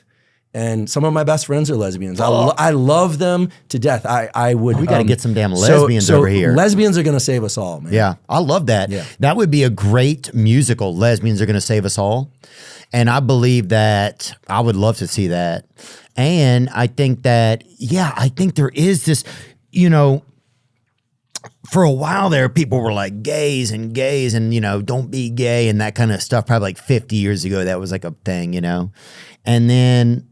But now I think one of the neat things about gay folks is they have like a special recipe, that's gay men built have into it them. worked out. Like, I have a good friend I've known since childhood. It was wild because he basically slept with like more women than any of us in high school. He's a gay gentleman? He ended up being gay. Wow. Went off to college. He's as gay as could be. Yeah. And and the communication, he's explained like the communication in the gay male community. I don't so easy. It's just very direct. Right. People ask for sex if they want. They say no if they don't want to. Want lunch? Want to come? Yeah. I mean, that's it. It straight up. I mean, the stereotype is it matches. There are some married gay couples, obviously monogamous, et cetera, but it aligns with all the male stereotypes of promiscuous, multiple partners. That's the kind of stereotype, right?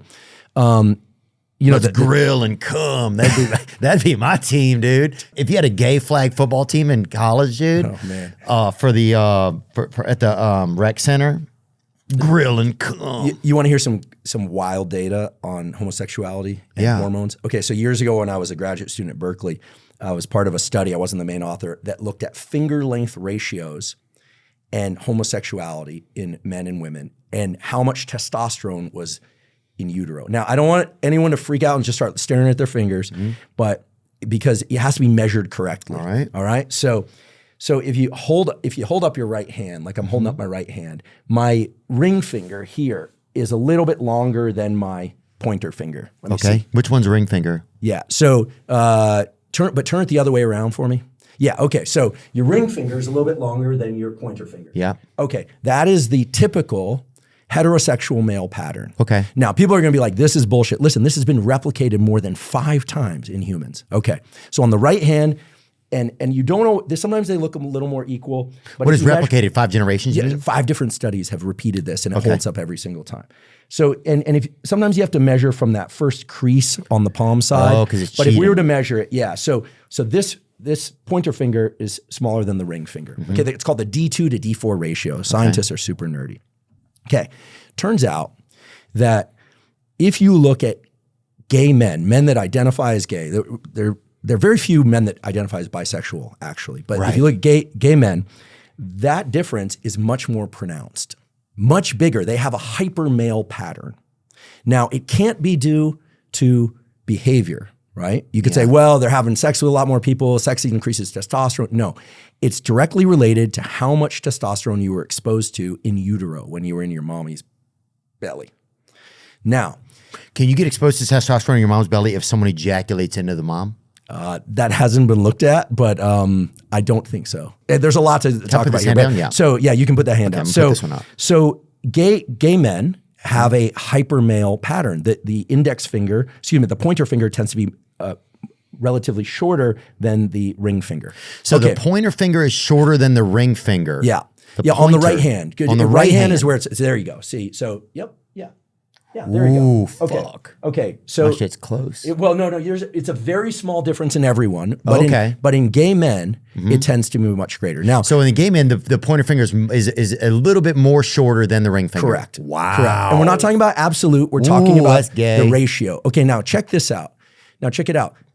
Lesbians tend to have the same pattern as heterosexual men, which is not to say they are men, right? Believe me, I got lesbian friends. They are women. A lot of people, when they hear lesbian, they think of like a sort of cartoon stereotype of lesbian. There are a lot, trust me, there are a lot of different lesbians. Actually, my lesbian friends recently have been trying to school me on how you spot a lesbian. Turns out there's all sorts of interesting things that the lesbian community is going to get. I'm not supposed to give away these secrets. It's kind of like magicians, but let's just say like number of rings and stuff are like interesting correlates. Okay. I love the lesbian community. Yeah, Okay. we got to find some good lesbians, man, in the future. So here's what's wild. Yeah. The more older brothers a guy has, the more testosterone he's exposed to in utero and the higher probability it is that he'll be gay. Wow.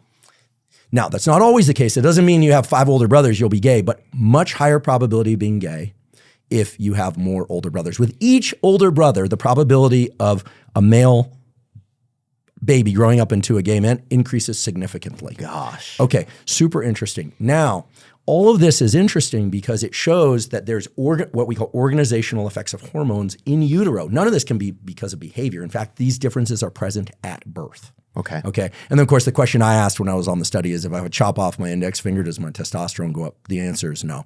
So, when we think about like partner selection, like, heterosexual, homosexual, I think years ago it was thought that this was, there were still people that thought this was a behavioral choice.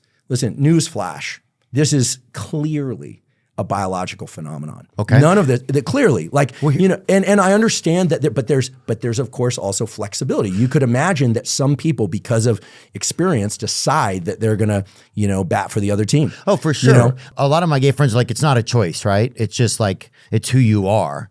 And I'm like, well, why, after you've had a drink, are you trying to get me to choose it? That's a thing for me. That's a very good it's point. It's like reverse psychology. Actually, They're trying to trick you or something. Wiener trick. That's interesting. My lesbian friends have never tried to convince me to be a lesbian. But I don't blame gay dudes because I think the ultimate thing you can get as a gay dude is a straight dude. You know, that's hot shit. Well, okay, so I can't speak for lesbians, but my close lesbian friends tell me that also, like flipping somebody, for them is like considered a trophy, right? Yeah. But you know, so the last sort of study in this, there was catching a Bigfoot or whatever. There's a neuroscientist by the name of Simon LeVay who years ago looked in the brain for brain differences between gay and straight men. And he found one. There's a little area of the hypothalamus called the interstitial nucleus of the anterior hypothalamus area 4 that is different in size between gay men and straight men.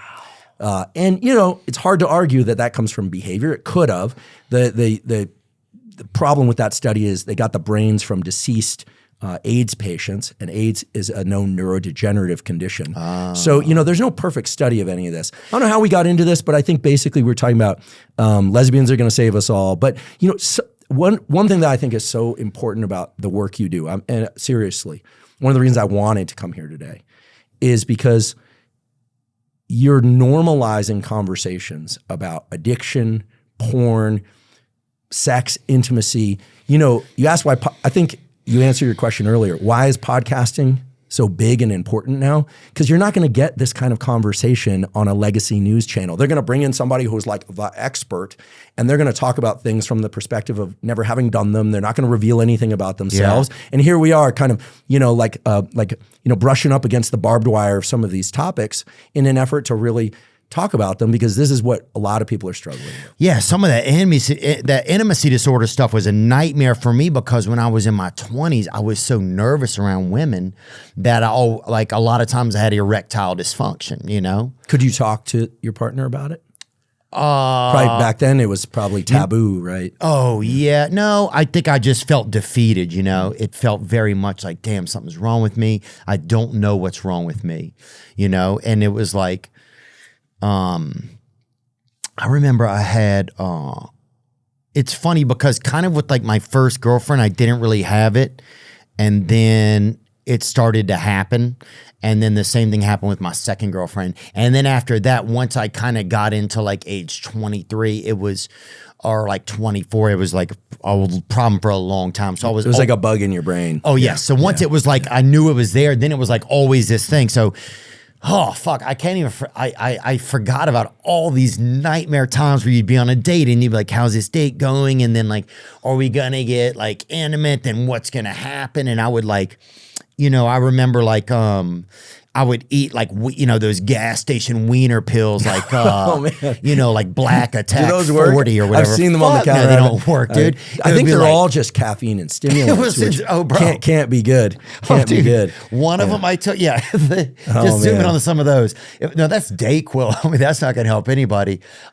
Triple Green, Rhino 87, Macho Man, White Black Guy. That's a crazy name for one. Wait, what? Yeah, I made that up. Oh, okay, I didn't see that there. I thought I have a visual defect or something. Oh yeah, Body Beast or whatever, King Kong. But nowadays, a lot of this is worked out because, you know, the drug tadalafil, also known as Cialis, was developed as a way to increase blood flow to the prostate. By the way, every male 35 or older, this was suggested by the director of male sexual health at Stanford School of Medicine, Mike Eisenberg. So I'm not just pulling this out of nowhere.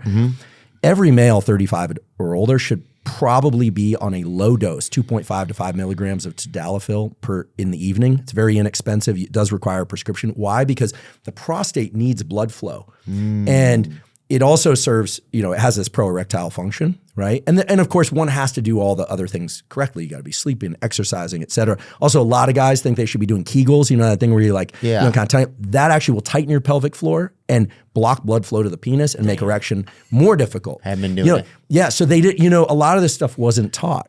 I remember I would take some of them so much sometime. I remember one time I was trying to perform, like have sex with this gal or something, and I'd taken so many of those wiener pills, my nose just started bleeding. Oh no! All over this woman, and I was like, no! What is happening? Did she freak out? Huh? I don't know. It was in Miami. We had like a belly full of crab or whatever. But it was like this nice crab place, but it was like, and my nose just, it was just like, that was crazy. But it just became this crazy dance in my head where it was like, wiener pills, trying to be normal, like trying to calm down, like putting ice in my shirt, just all these things to like chill, like just be able to be normal for sex. That shit was a nightmare. Yeah, I mean, it was a nightmare. And then you're stuck in this universe where becomes like your whole battle, and then you get afraid to even talk to girls sometimes or relate to them because you're like, well, what, if I take a girl down this road and it's not able to work out, then who am I? Then where am I at? Yeah, and then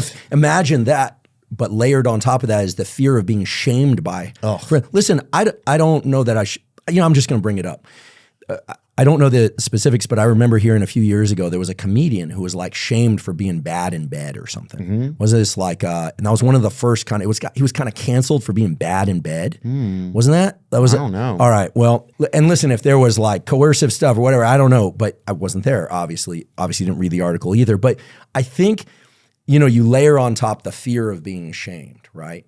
And all of a sudden, like you're talking about, like collapsing a young male's existence. I mean, I think, like I said, for the fourth time, forgive me for repeating myself, 49. So you look young, man. Thanks, man. I feel good. Well, listen, I quit drinking. I never drank that much, but also I've been doing things that I love. I was going to say that one of the things that'll keep you young is dopamine. Really? Not from pharmacology, but being in pursuit of things that you love. We'll Positive anticipation. But I think that let's go into that in just a second, but let's finish out this, what you were saying. Yeah, I think that, I benefited tremendously from being open with that first girlfriend. Yes. That first girlfriend just saying, hey, like, like she had this like buff boyfriend in another school, but actually it was wild because he ended up killing himself. Mm-hmm. And that was years later. Yeah. And I remember thinking this guy was like the football hero, right? Oh. He ended up committing suicide. And I remember thinking, wow, I thought in my mind, he was like, couldn't be outdone, right? Yeah. And so talking to her, I remember her just saying like, first she said something like, we were kids, right? We were like 16, and she said, you're wonderful. And I remember thinking like, I don't want to be called wonderful. Like I'm trying to get good at this thing, right? And I think if I've learned anything, like if I could send like a all points bulletin out, it's like everything we know about the erectile response is that it's what we call parasympathetic. It comes from the relaxation response. Orgasm is related to, it's almost like a stress of sorts. It's pleasureful, but high arousal. Yeah. The key to all of it is a lot of exhales, a lot of nasal breathing, and just slow the whole thing down. Yeah. Slow the whole thing down. That later once you're comfortable with somebody, if you got like 5 minutes and you're gonna like go for the quickie thing in the kitchen before you leave to work, okay, that's a whole program, right? Okay, that's like that guy Lethal Shooter on Instagram, the guy who can make a basket from anywhere. Like he worked up to that. Right. What you're trying to do is slow down the whole thing, and get into sensation. You got to get out of your head. Yes. Now, it's one thing to say get out of your head. It's another to do it. So the whole process there starts with just only going so far as then you communicate with the person. Slow down. These things have a real beauty to them because when people start entering that dance and communicating well with one another, all of a sudden, like the magic of biology takes over. God, yeah. And then someone thinks, oh, well, now it's going to go back. Then you just kind of restart and do the whole thing. And nowadays, I think young males go quickly. They're like, I'm going to take 20 milligrams of tadalafil, this, that. Listen, that probably would help. But learning how to do this thing that we call intimacy, right? I mean, intimacy is a lot of things, but knowing that what's happening there is between the two of you. And that also means you guys, because there's also been a long history of men talking about all the women they slept with, and then that doesn't feel good necessarily to the other women. For sure. The art of intimacy is something that we've lost. And listen, I'm not saying that all sex has this element. You know, sometimes people just want to get together and get raw, but that's an advanced skill that you may or may not want to engage in. Right. And I think that slowing the whole thing down, like, hey, we're going to be together in bed 4 times before we ever actually have intercourse. Like it's weird to look at you while I say that, but you know what I'm talking about. No, hell no. It would have been great. This is the kind of thing that can transform, not only avoids problems, but can transform your notion of like what's possible in relationship. Yeah. Oh, I had to slow. And then once that intimacy is set, then there can be some, more adventurous exploration at speed. But, it's all about slowing that thing down, slowing the whole process down. Yeah, dude, I remember this freaking, my girlfriend at the time, I was like, I thought I couldn't get an erection, right? So I had her call me a different name, like we were making out. that was your solution. Well, this dude Robert in our grade was getting mad erections. Everybody was saying, and I'll be like, call me, and this is so embarrassing, but I'd be like, call me Robert. And it didn't fucking help. And she's like, it was just the most embarrassing. That shit was super embarrassing, dude. Because even if I was Robert, I couldn't even get an erection at the time. So that was horrible. Trying to think of what else happened. Dude, I've gone, over the years, I've gone, down the gamut of all of it, like hiring escorts or, thinking like, oh, we need more than one part. Like all that, like just thinking like all these things would change it, drugs, alcohol, like all these different things to like trying to fine tune how I would feel okay. I think even just to be in like a just to be like in an intimate conversation, like, oh, I wished I would have from the beginning been like, just with a girl, like been, hey, like this is what's going on and this is how I'm feeling and this is what's popping, and like, and even made it cool or whatever. And it would have brought us closer together. But instead I took this huge bypass of like things that I thought would, like, I thought that intimacy was just a one man show. Well, it's so important what you're saying, that it was all your responsibility. Does that make any sense or not? Yeah, listen, newsflash, men and women. There are women who are great in bed and there are women who are not great in bed. Oh, yeah. There are great lovers who are women. There are not great lovers. I'll tell you what makes a great female lover. Yeah. Somebody who can relax and enjoy herself. And part of that is the communication. And also somebody who's tuned into what works for you. It took me a long time because I think all young men deal with this, right? You want to perform well. And it's interesting you mentioned Robert, and I mentioned this other guy that sadly eventually killed himself, but every young male knows the experience of, there's like this satellite male, you're holding yourself up against this image and an idea, right? This image and an idea, that's very dangerous thinking. You know what I think? I think that every male should understand that at some point, you're the satellite male. Oh. You're the satellite male. So you got to get out of that kind of thinking and understand that like dancing, like athletics, like it takes time to get good at. You need reps. Yeah. And you need reps under conditions where you can learn. I think, it sounds like you put the pressure on yourself to be like a sexual athlete from go. And like you got to learn layups, no pun intended. You got to learn your free throws. You got to learn lay downs, brother. I look at all that pornography. That's what it was. I've been looking at all that porno, and it got me all bent out. Yeah, it's like if you want to play basketball, you don't go look at Lethal Shooter's Instagram and go, I'm going to do that tomorrow. Yeah. I mean, he built up to that, So I think we're using an analogy here and metaphor, but it's just so important that this guy is right there, Lethal Shooter. Yeah, huh? This guy is like, he's just like that, huh? Yeah, and I'll tell you, no, it's reps. It's reps. He did a live one night that I caught really late at night when I was in New York. He can visually measure the angle the ball has to go in. He's not shooting. He is shooting for the basket, but he's trying to put the ball in a cone of a particular angle. He's looking above the basket at the angle he needs to sink that thing. He'll put a gummy bear into a 16-ounce bottle from across a court. Damn. And then he yells at you for doubting him. Oh, I love that. What's he doing here? Oh, what do they call that game? Cornhole. Or what a weird name for a game. Yeah, you wonder how it started. Boom. Look at this guy. Beanbag. And he goes, I understand it now. So yeah, he's really good. That man, Lethal Shooter right there. Yeah, he worked up to that. And he didn't work up to it by picking up a basketball, metaphorically speaking, and saying, okay, I got to make this or else my life is destroyed and people are going to be talking about it. Yeah. No. So I think there has to be a private world, an intimate world where people can explore in a healthy way, communicate in a healthy way, and know it's between them. And then you get to this beautiful vista with intimacy where you're like, I love this or I love that. And And it brings people together. Oh, I mean, listen, I want to be respectful to, my former partners, but it's one of these things where you go like, wow, like I really learned something from that person. Now, of course, as a man, you also have to have an ego intact enough to know she learned a few things from somebody else too, right? Unless it's a first relationship. Right. This notion that you're the only person that's ever been there is quite rare. And part of being a grown male is accepting that. And frankly, different strokes for different folks, but I think you got to understand, like we're all here because either in a dish or in a human, sperm met egg.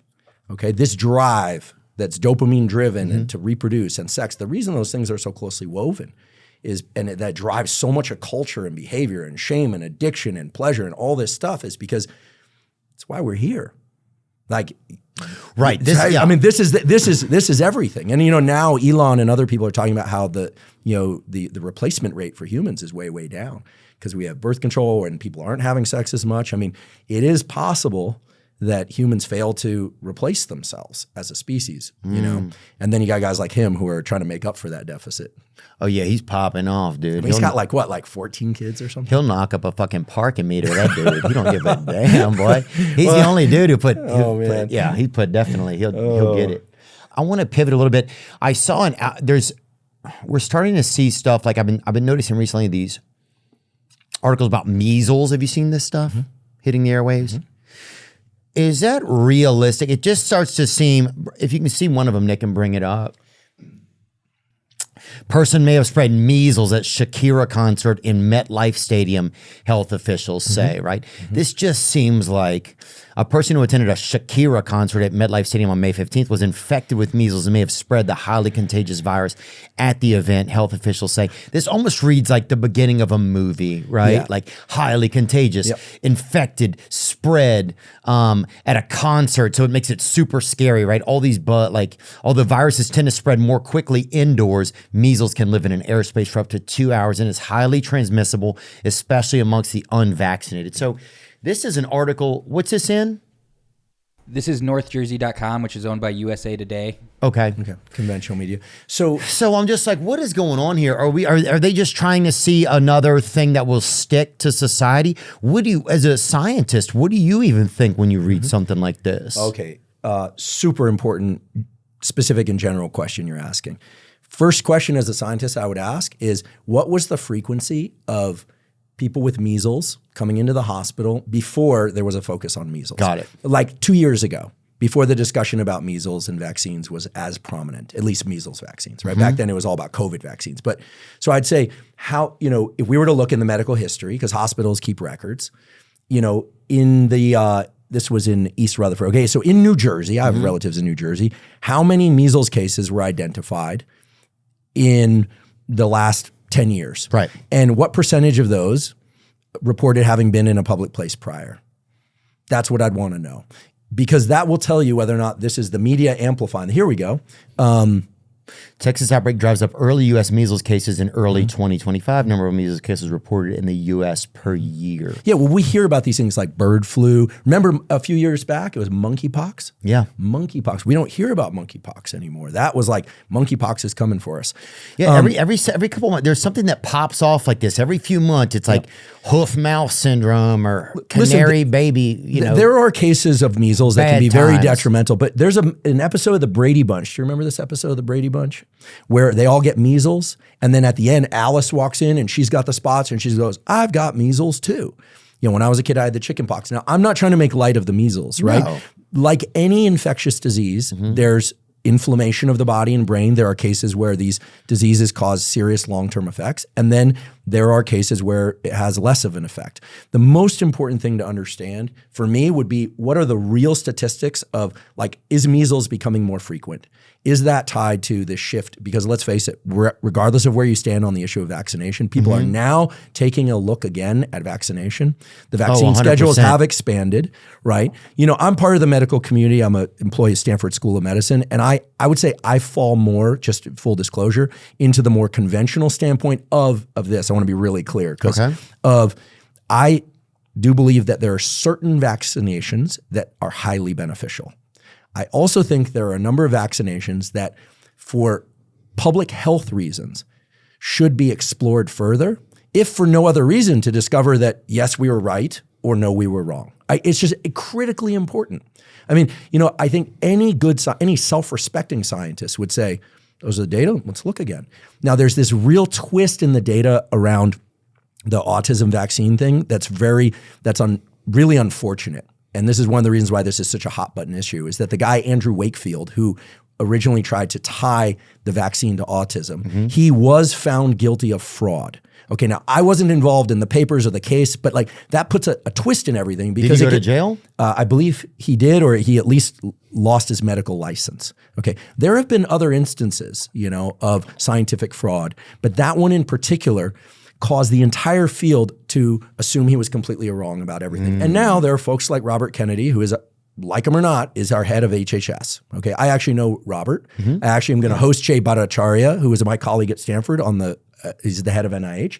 And so I think right now what were the consequences? Andrew Wakefield did not go to prison, although he was found guilty of serious professional misconduct by the UK General Medical Council and was struck off the medical register, effectively ending his career as a physician. Right. There is no record or evidence that he was ever criminally prosecuted or imprisoned for his actions related to the fraudulent 1998 Lancet study linking the MMR vaccine to autism. The sanctions against him were professional and civil, not criminal. So an important thing that must be done, I know this issue is, I'm going to catch hate either way. What's a hot issue right now? It's a super hot issue. Listen, as a parent, can you imagine you have a kid and your kid seems, for all measures, perfectly healthy, has some treatment, vaccine or a pill or a trip to, the supermarket, and that kid fundamentally changes their behavior afterwards? The one thing we know is, this is also a deep hypothalamic circuit, as we say. There is a hardwired circuit for mothers, especially. Dads can be protective, but mothers to protect their young. So, when the moms are pissed off and curious, they are unrelenting. And no amount of discussion about that was resolved because the Wakefield thing was gone is going to satisfy them. So my personal take is run the studies you need to run. Make sure they're run properly with an unbiased look at all of this. So important, because the thing about vaccines and autism is really a microcosm for a much larger theme about how much can we trust the medical community. And listen, I know scientists. I was weaned in this. My dad's a scientist. Like most scientists, like 99.9% of scientists want to get things right. We are in the business of trying to untease the secrets of nature and do good things with them. Okay? And yet there are those that will manipulate the system. No one goes into science to get rich. They go into biotech to get rich, but you don't become a bench scientist at a university to get rich. Trust me. But how can those scientists be manipulated as a group? Like when you look back at, like, how can that happen? Like, is it journals that are compromised? Is it the medical industry that gets compromised? But how do you have like a whole, Sure. So I'll try and keep this relatively succinct. This is a whole landscape, and it's something that is like really deep and important to me as a science communicator, health communicator who has friends on both sides, of these debates. The most important thing to understand is scientists are trying to figure out the truth. They are also human, and they're highly incentivized to advance their careers. One of the things that I've observed in science is not people making up data. That's exceedingly rare. But scientists sometimes, when they don't get the answer they want in an experiment, they'll come up with reasons for why that experiment probably wasn't run right and maybe we should discard the data. Okay, let's say that one more time. When they don't get the answer they want, they will come up with reasons why, that antibody wasn't as fresh, or, the conditions weren't right, and they will start to steer the data, I have observed that. Okay. I've observed that a lot in my career, sadly. Far less common are people outright making up data, what we call fudging data, just like making up numbers. There's a famous case in nanotechnology of this kid whose last name was Schoen. He was like a wonderkind in the sense that he had it's very hard to publish papers in Science or Nature. This is like the Super Bowl rings of science. I've had a couple in Nature, a couple in Science, and I feel immensely blessed for that. Schoen was publishing 12 papers a year in Nature and Science. Wow. And at some point, people start looking more closely at their data, okay? And what happened? They saw that the random noise plots, random should be random, right? You don't need to be a scientist or a genius to understand that random should be random. He was so lazy that he was replotting the random noise in two different experiments You can't get the same random noise in 2 different experiments. So there are bad apples like him. He's gone now. But most scientists are trying to get it right. And yet there's this thing that we have to constantly check ourselves on. This is why you have to, what we call blind the data. You look at it not knowing what condition you're looking at. This is why replication is so key. And the big problem in science, and I do think this new administration cares about this,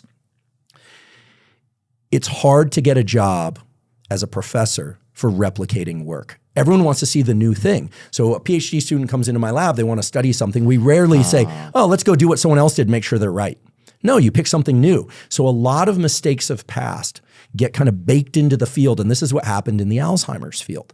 This is why, one mistake, which probably was somebody outright fudging as well, making stuff up, kind of get woven into the lineage. Then other papers get published more easily. And then lo and behold, 25 years later, we say, we don't have a single good treatment for Alzheimer's. Best thing you can do is get good sleep. There's a little study out today about creatine maybe helping, but we're just nipping around the corners of this extremely important problem.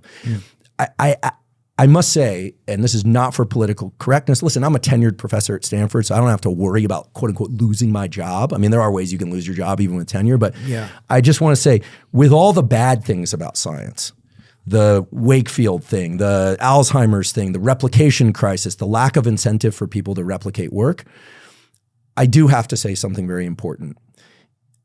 There are so many treatments for diseases that exist nowadays that we take for granted that were born out of basic research. Scientists in a lab just trying to figure things out without the idea of a treatment someday. My scientific great-grandparents, I mentioned them earlier, David Hubel and Torrance and Weasel, did that experiment of closing one eye in a kitty cat and monkey. Showed that the brain is immensely plastic. That gave birth to an entire field of the molecules involved and the hormones involved and why it shuts down with age, how to open plasticity in adulthood. In many ways, it's given rise to this whole field of psychedelics for the treatment of brain disorders in order to reopen plasticity. They did not do those experiments thinking there would be any medical application, but we now know, as compared to the 70s, when a kid has a lazy eye or a cataract or what we call strabismus or any of that, we now know to get in and treat those eye diseases early while the brain is still plastic. Their work has saved the vision, in other words, has prevented blindness of countless people around the world.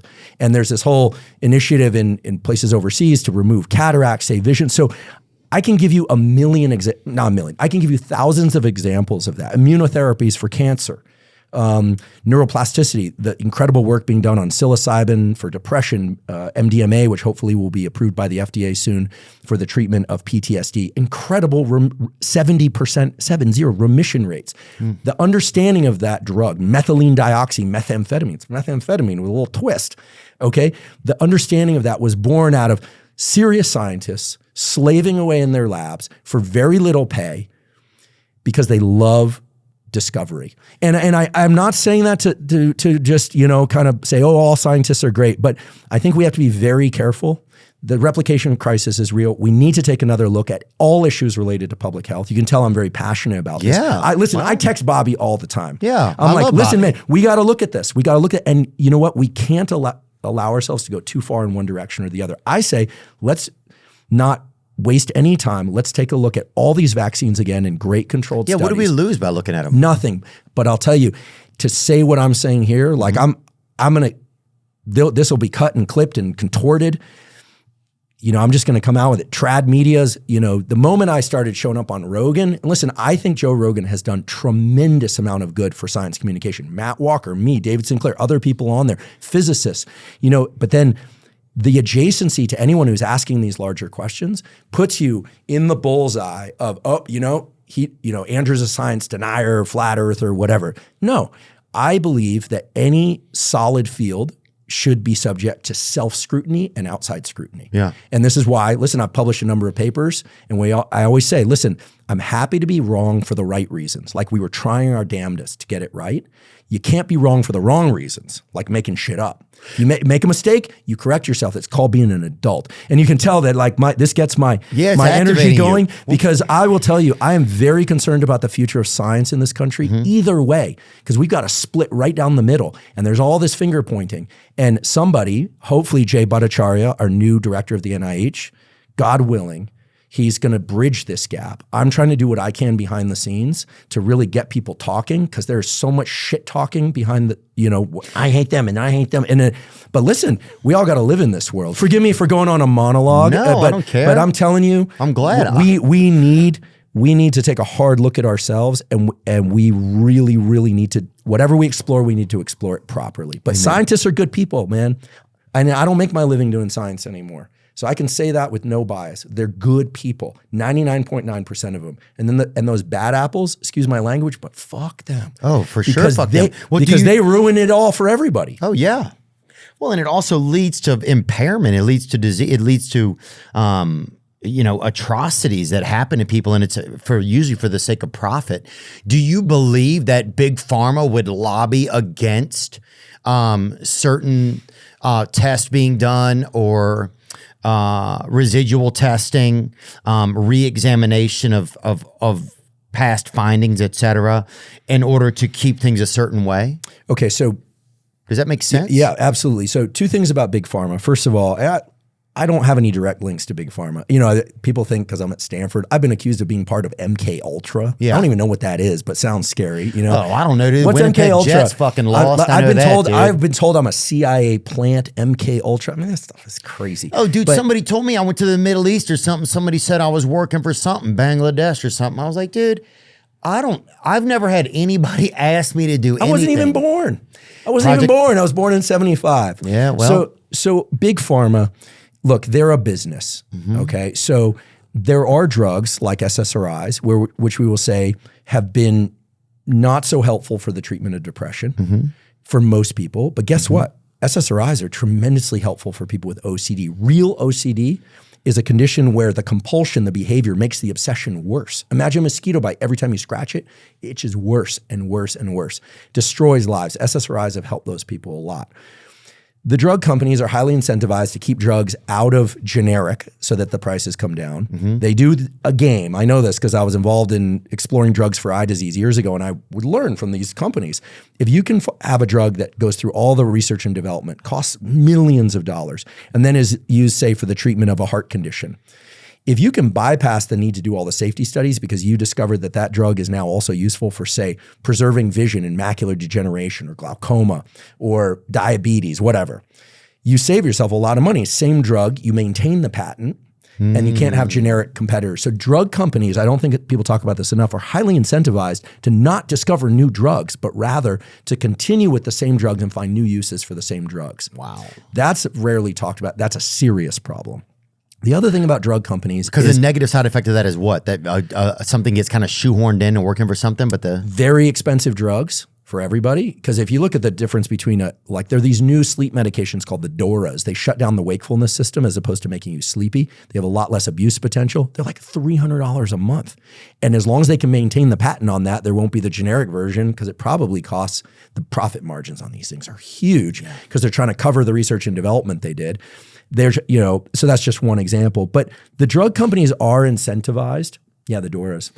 Okay, I've tried them. I felt lousy. And is that like Ambien or whatever? No. So Ambien is a problem because it can give you memory issues. This works through something called the hypocretin-orexin system. It was discovered in narcoleptic dogs in the basement of Stanford, believe it or not. There's all sorts of cool stuff there. But the drug companies are a concern in one sense, which is that, look, dopamine, as we learned, is involved in movement. It's involved in reward. Schizophrenics take drugs to block dopamine. And if you see someone on the street corner, nowadays it's complicated with fentanyl, but you see the person kind of writhing. It's called tardive dyskinesia.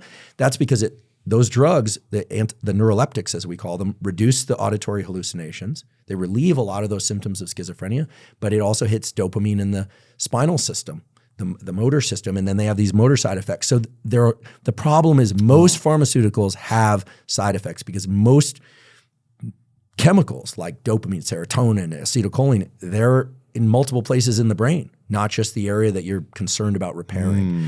So, I'm not super anti-big pharma, but I will say I am very pro self-directed healthcare. This is why I'm, a big part of my initiative with the podcast is get people getting sunlight in their eyes in the evening, get some sunlight in your eyes in the morning, sunlight in your eyes in the morning, hydrate, exercise, get on a normal circadian rhythm. One of the most important things for mental health is bright mornings and days, dark nights.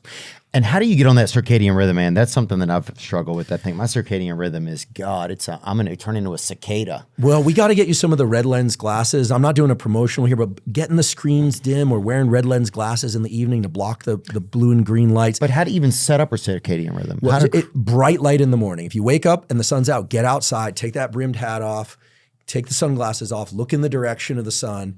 You don't have to force yourself to get 5 to 15 minutes of sunlight. Drink your coffee, get some exercise, maybe even do like 100 jumping jacks, get your system going. Very simple way to put this is early in the day, you want movement, caffeine, hydration, sunlight. If you can't get sunlight, you get bright light from like an artificial light. You can get a 10,000 lux light on Amazon for like $100. I have no relationship to any of those companies. Get your morning kind of going. You know, it's hard to be Jocko Willink. It's hard, but you got to kind of force a little bit of that on yourself. And then in the afternoon, taper off the caffeine, dim the screens, lower your heart rate, do some long exhale breathing, you know, just take it down a notch. And over about 3 days of doing that, what you'll find is I start to wake up in anticipation of the day. You have this circadian rhythm that learns, well, I'm going to be active in a few hours, and you start waking up in the morning at a particular time. That whole phenomenon, you set your clock for 7 a.m. and you wake up at 6:59, your brain is clocking time. So does that mean you need to go to bed at like 8 p.m. for a week to get your circadian rhythm set, or what's the truth there? Everyone's slightly different chronotypes. So I do best, for instance, I know if I had total control, going to bed sometime between 10 and 11 p.m. and I wake up around 6 a.m. Okay, yes, I can go to bed at 9 and wake up at 4, but I can't stick to that schedule very long. My system just genetically is not wired for it. Some people are real night owls. They do best going to sleep at 2 a.m. and waking up at 10. They just feel better. Try a couple different schedules for at least 3 days. And then wherever you feel kind of most yourself, kind of like, you know, for me, going to bed by 10:30 and waking up by 6 is kind of a natural antidepressant. When I sleep in and go to bed late, I start feeling off. Then I start abusing caffeine because I love caffeine. Love caffeine. Oh, yeah. And I'm a big fan of caffeine. I like it, baby. But then I start abusing it. I start taking too much, and then, and then it, potentially can drift into other stimulants. Oh, yeah. And then you're a mess. So, but, some people do really well going to bed at 8:30 and waking up at 4 a.m. But look, the world is not really wired for that. If you're going to have any kind of social life. Like Mark Wahlberg or something, he's always has things like, I wake up at 3. Well, him and Ari Emanuel from WME, those guys are like the 4 a.m. club. They're like texting each other and like up. I get texts from Ari every once in a while. He's like, man, up early. He's hyperbaric chamber, but he's got like 12 cylinders. That guy is like, go. And listen, some people need more sleep than others. I do great on 6 or 6.5. When I sleep 8, I actually feel more groggy. Ooh. So if you get your schedule right, you don't need quite as much sleep. But before I came out here today, I did a half hour, what I call, it used to be called yoga nidra. It's non-sleep deep rest, NSDR. You just do long exhale breathing. You listen to a script. You relax your body. The data show you come out of that with your dopamine levels 60% higher than you went into it. It replenishes your vigor. Yoga nidra? Yeah, well, yoga nidra or NSDR, non-sleep deep rest. And these are zero cost tools, right? Got it. So how many milligrams of caffeine are you taking a day? Are you usually taking a day? You ready for this? Yeah. All right. A normal cup of coffee would be about 200 milligrams of strong coffee. I consume about 800 milligrams of caffeine a day. I drink, I'm half Argentine, so I drink yerba mate. Oh, yeah. Cold brew, zero sugar yerba mate, or I drink yerba mate out the gourd. If you're going to drink yerba mate, don't get the sugary kind. Nope. Get the loose leaf. No, I have a yerba mate brand. It's not that one. Yerba, so homie. Ours is Matina, which is, I'm not going to do a promotional here, but the point here is that if you like energy drinks, you like yerba mate, you like coffee, I'm like, more power to you. So there's 200 in a cup of coffee? Yeah. Okay. Yeah, and what's in one of these? What's 200 milligrams. So there was actually a study just published on taurine that everyone's worried about, but that study was in vitro. I need to see a lot of data. There's a lot of data actually that taurine is beneficial for the heart, and it has kind of an anti-aging thing. It's in a lot of energy drinks, including it's like a lysine and a taurine. I love caffeine. I mean, man, caffeine and nicotine. Right now I'm kind of easing back on it. The delivery mechanism matters. You don't want to smoke, vape, dip, or snuff. You get cancer. People go, oh, well, vaping's not bad. Popcorn lung is real. People hate me for saying this. Vaping is bad. Not as bad as smoking. Vaping ain't good for you. And what flavor is the worst flavor? Any flavor? It's all bad for you, man. But the gums and the pouches, provided it's a low dose, it's very habit forming, but 3 to 6 milligrams or something on occasion. This is the problem. People go pretty soon, they're doing a whole canister a day. Oh yeah. But I got a buddy got a fucking mouthful of my buddy, like damn Cotton Eye Joe over there. Nicotine's a very interesting drug because it's a stimulant, but it relaxes you too. But it does cause vasoconstriction.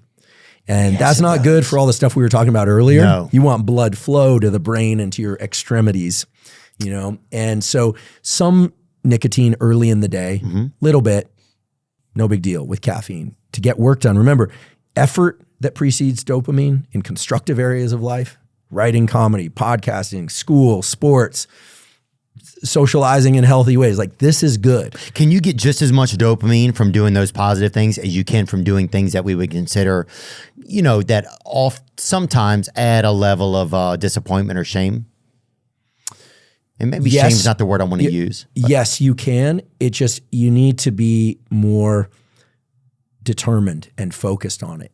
Remember, it's how quickly the dopamine comes in with porn and methamphetamine, cocaine, and all of that. It's how quickly gambling raises dopamine. The stuff we're talking about, work, focus, learning, all that, it's work. I mean, it's hard work, but the effort that precedes dopamine is a completely different beast because you're in control and it doesn't put you in the trough.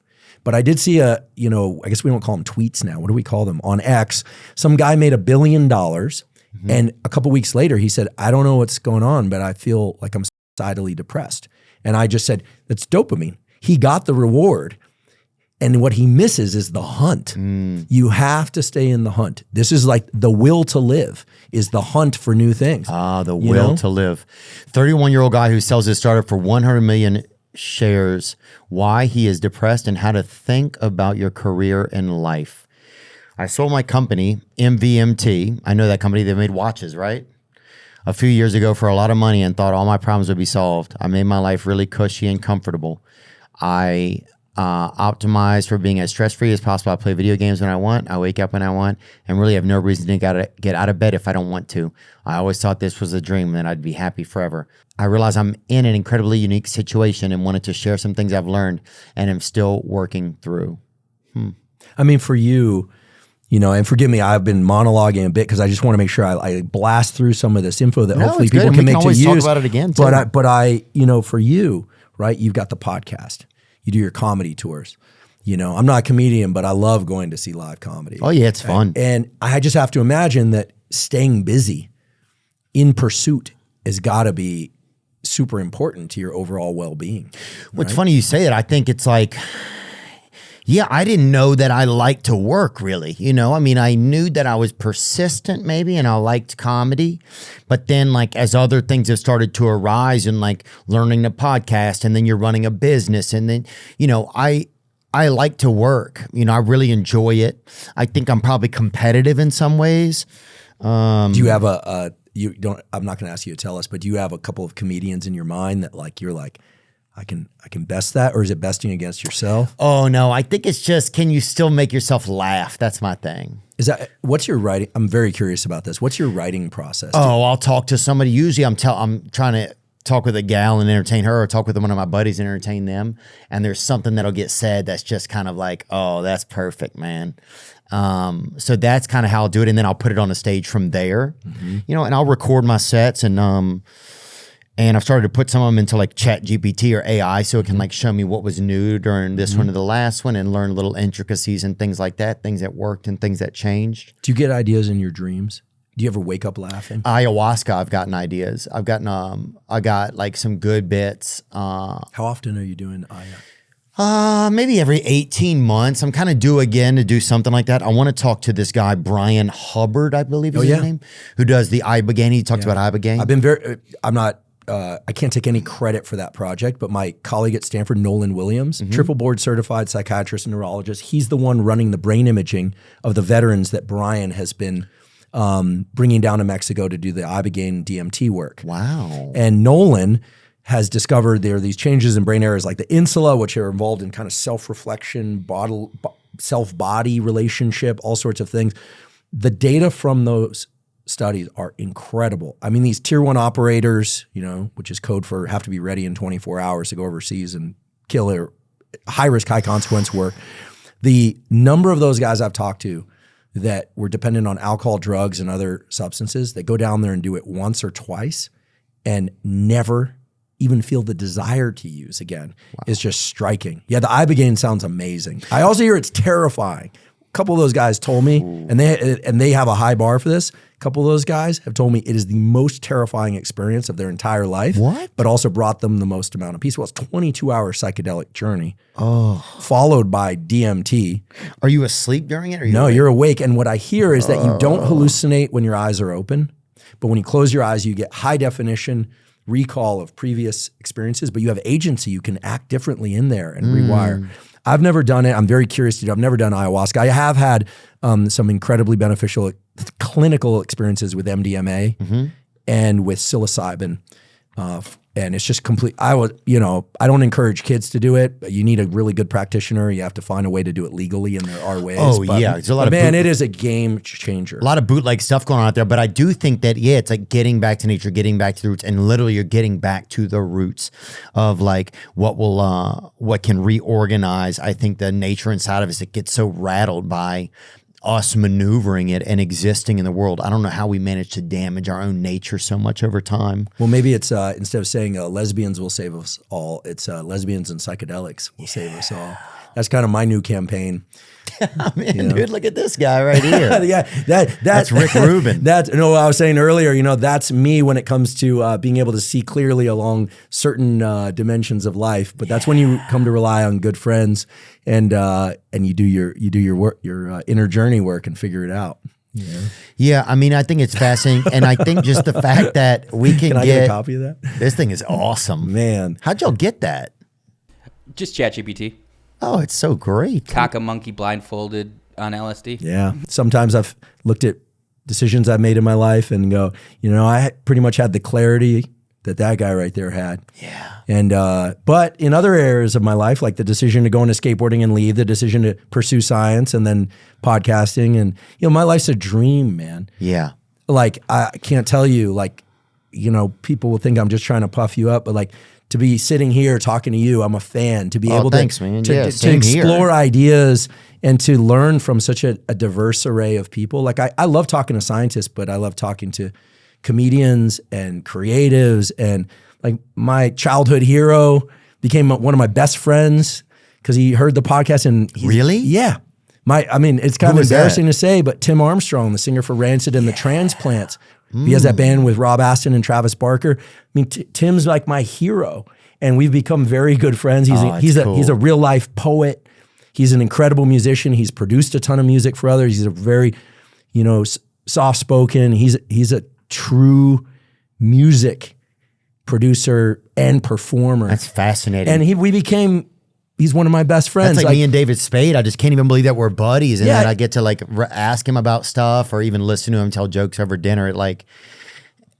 Sometimes things like that, like not to name drop, but it just blows your mind some of the people you get to come across, Well, and for people listening, I have to say, I used to watch watch things and read and listen to podcasts, and I wanted to be part of it, but being myself, and that's really the key. Rick always says this. He's like, the way to succeed in any genre that you're interested in is to be you, because no one's done that yet. The moment you try and be like the other guy, or the other gal, is when it falls flat, right? The reason Tony Hawk's Tony Hawk is because he's a pioneer and he just kept going. There's only one of him. Yeah. And there are others in skateboarding and others in podcasting, but it's like that trust in self. You just have to, if you just show up you and do your personal work too. I do think, journaling, meditation, working out, maybe it's a relationship with you. Yeah. And you just show up you.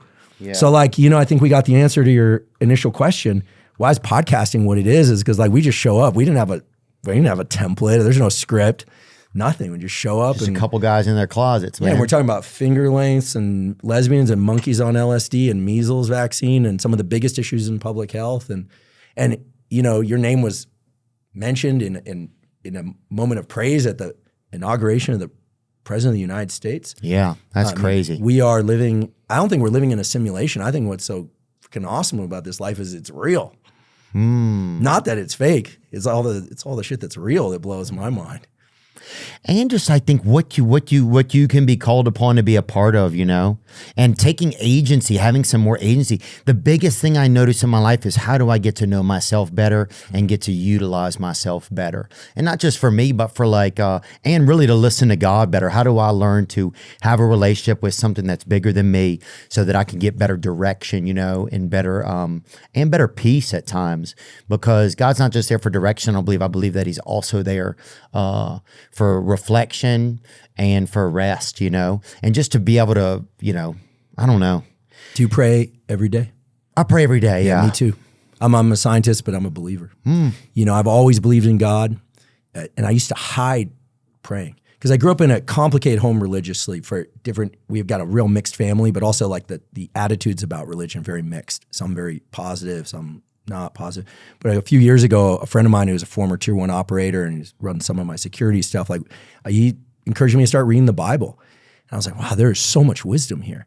And then he encouraged me to start praying. And I know people are some people roll their eyes. Some people will be like, get it immediately. When you start praying before sleeping in the morning, I prayed right before I came in here. Went in the bathroom. I literally get on my knees and pray before anything important this morning, at night. And people go, how can you be a scientist and believe in God? And it's like, well, easy, because as a scientist, you learn that even as let's just say a vision scientist, there are animals that can see parts of the visual spectrum that we can't see. UV light, infrared light, pit vipers can see it. Mosquitoes see things we don't see. So the moment you start just thinking, wait, our human brain can understand and make sense of certain things, but not others through logic and reasoning and emotion, you go, well, there's this not just possibility of an entire set of energies out there that we're not aware of. It's absolutely certain. And then you go, well, that's a big leap to the idea that there's a guy or, and his son is is Christ, and Christ was resurrected. But when you start reading the stories and you start looking at our real world experience, you go, so much of this makes sense. And it doesn't make nature and science any less interesting. It makes it more interesting. It makes it and more important. It's like we're here. I believe that we're here to access that energy, allow it come through us. Yeah. I don't think we podcast. I think energy comes through us and we podcast. Oh, I think the funnest thing sometimes is getting an idea, because I'm like, this didn't come from me. Right. What the hell am I doing? I'm just something out here that's trying to position myself to be the best receptor. It's almost like when you're trying to put those dog ears out for a television or whatever, or an old black and white TV, and you're trying to pick up the signal. It's like, I'm just trying to best get myself in situation to receive a decent signal. Do you believe, yesterday I was in a conversation with a Stanford and Harvard trained psychiatrist, one of the smartest people I know. And he said to me, he said, I believe in miracles. He's like, there are miracles. And I was like, really? And he explained a case of a patient, there is no way this person should still be alive, let alone flourishing as they are. The number of things that had to organize for that to work out. And, so I'm kind of obsessed these days with this notion of miracles. Oh, I love that. Have you considered, because we will sometimes interview people who have had a miracle experience happen to them, and it's really fascinating sometimes just to hear some of their stories. It's something I would like to do more. One of the things I want to do is I want to come over to your pod, man, next time I'm in town. Let's do it. And we can do this again sometime. I feel like we only got to talk about a few things, but that's perfect. It'll give us more stuff to talk about in the future.